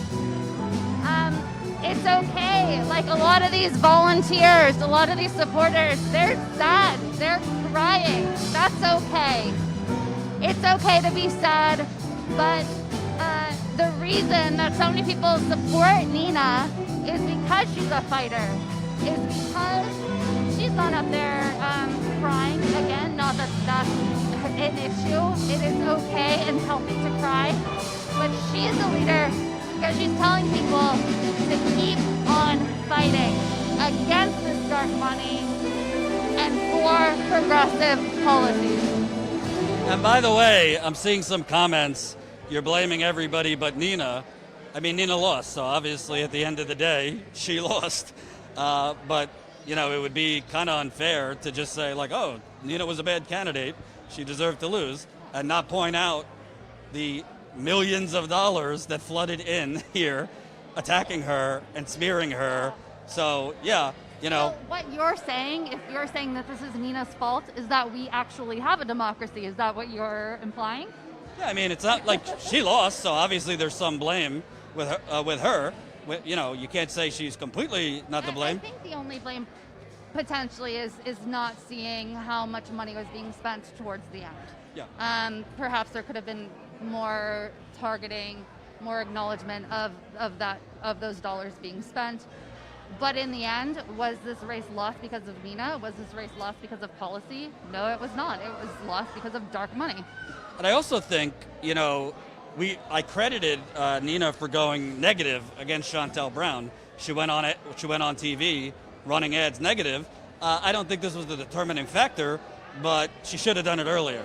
As she said up there, I was running on the issues, this and that. That's great. Run on the issues, but if you got millions and millions of dollars coming in against you, you got to be on air earlier, contrasting, pointing out that your opponent might be a crook, pointing out that she has no actual accomplishments here. So I don't really think that was the determining factor, but Nina started running negative ads pretty late, about like 2 or 3 weeks before the election. Could have been, a month or two earlier. But ultimately, I think, like I said, if she won, I don't think progressives should have overstated it. It doesn't mean the progressives movement was taking over the country based on one race. And her loss, even though the establishment is going to make it that this means progressives, the movement's dead, Bernie's movement is dead, they're going to make it a bigger thing than it is. But at the end of the day, it comes down to Cleveland and Akron and millions of dollars being spent. I will say, this is a special election. The midterms are next year. I'm pretty damn sure Chantel Brown is going to have to run for re-election in a little over a year from now. I could be wrong, but I believe a special election, you're still on the normal cycle, meaning Chantel Brown would be up for re-election in November of next year. So, you never know. Nina could run again. We saw Cori Bush lost her first race in Missouri in St. Louis and then won 2 years later. So Nina could run again. There's an open Senate seat here in Ohio next year. She could run for Senate. So, it's too early to speculate, but I don't think this is the last you'll hear of Nina Turner by any means. And I do think, it will be very easy because progressives, I can see it in the comments, are upset, are frustrated, totally understand. It would be very easy to just start a circular firing squad now, assigning blame, but at the end of the day, that's not productive. I think what Nina said was right. Deal with it tonight and then get up tomorrow and keep marching on. You're going to have victories and you're going to have defeats, but if you just roll up in fetal position and say, it's all rigged, we're never going to win, then you're definitely not going to win if you do that. So we're not going to roll up in fetal position. We're going to keep going, covering elections. We're going to Flint after this to cover the ongoing water crisis, to cover the massive government cover-up that we just broke. If you haven't been paying attention, we just broke that the former governor of Michigan, his top officials, erased their phones, erased their messages, right before the launch of the Flint criminal investigation. We broke that 2 weeks ago. The media still has not covered it. So even though this is a tough loss, please, I'm telling you, do not go in bed and cry and roll up in fetal position and check out. That's where the oligarchy wants you. Don't give them what they want. Listen to Nina Turner. Keep fighting on. We really thank you for all the super chats. We thank you for all the people tonight that signed up as new members to Status Coup. We're now at 1,936 members. So we're 64 members away from reaching 2,000 members. We hope you'll keep signing up. We're not stopping here. We're going to Flint next. Real, independent, in the field reporting. So please support us if you can. We're not hiding it. We're sad. We personally, of course, support progressive policies. That's part of why we are in this. Medicare for all. That is what Nina supports. Chantel Brown does not. She's a rubber stamp for Joe Biden, and that is it. A little behind the scenes, I'm texting right now with Abby Martin, who is devastated. This is horrible. It's dark money. It's awful. It's not okay. Again, to reiterate what Nina Turner is saying, this is not a sign to give up. This is not a sign that progressive policies don't work. This is a sign that our democracy, our so-called democracy, is broken or it never existed. This is a sign that dark money can roll in and destroy progressives. That is what we are fighting against. So, we are onward. Just like Nina is not giving up, neither are we. You don't just give up on like fighting for healthcare for people. You keep fighting, right? So that's what we intend to do through our journalism. That is our role. And we are onward tomorrow to Flint to report on our bombshell investigative piece that was co-published by the Detroit Metro Times and The Intercept, showing former Michigan Governor Rick Snyder, his administration deleted text messages, altered phones, and withheld evidence related to the Flint water crisis. We can really use your support. Any amount. Statuscoup.com/Nina Turner is our blog update / fundraising page for this specific trip. I'll update it to reflect Flint tomorrow after we kind of mourn our losses. We're human beings too, and I think that's lost in journalism, but we're very upfront about that. We really appreciate the super chat support tonight. Absolutely phenomenal. Jordan, I don't think you've had a chance to look, but this might be our best super chat night ever. Wow. I just want to point out, Chantel Brown in her victory speech is thanking my Jewish brothers and sisters, i.e. the Democratic majority for Israel. So this hack, Chantel Brown, is literally, it's like code thanking a Democrat Israel super PAC for buying the election for her. It does not get more rotten and corrupt than that. Which, by the way, as Ryan Grimm has reported for The Intercept, she essentially put in place on her website, meant for this, where this is what candidates do. They have a spot where you can go to grab footage, B-roll, whatever. She essentially put in a potential campaign violation alleged to have Israel PACs support her, and here we are. All right, folks, I'm very thirsty. I have to pee and my back hurts. Thank you so much for watching. Like we said, we're going to Flint tomorrow. We'll probably go live on the car ride to Flint, so make sure you're signed up for our text message alerts, statuscoup.com/text, so you'll get a text message when we're live. Also sign up for our email list. Statuscoup.com/email, very simple. And don't forget, I got, after Nina's team cut her off from the press because Nina loves the Status Coup viewers, she broke away and allowed me to ask her a question. And then she did a catwalk across the stage. So we'll be posting that for you guys.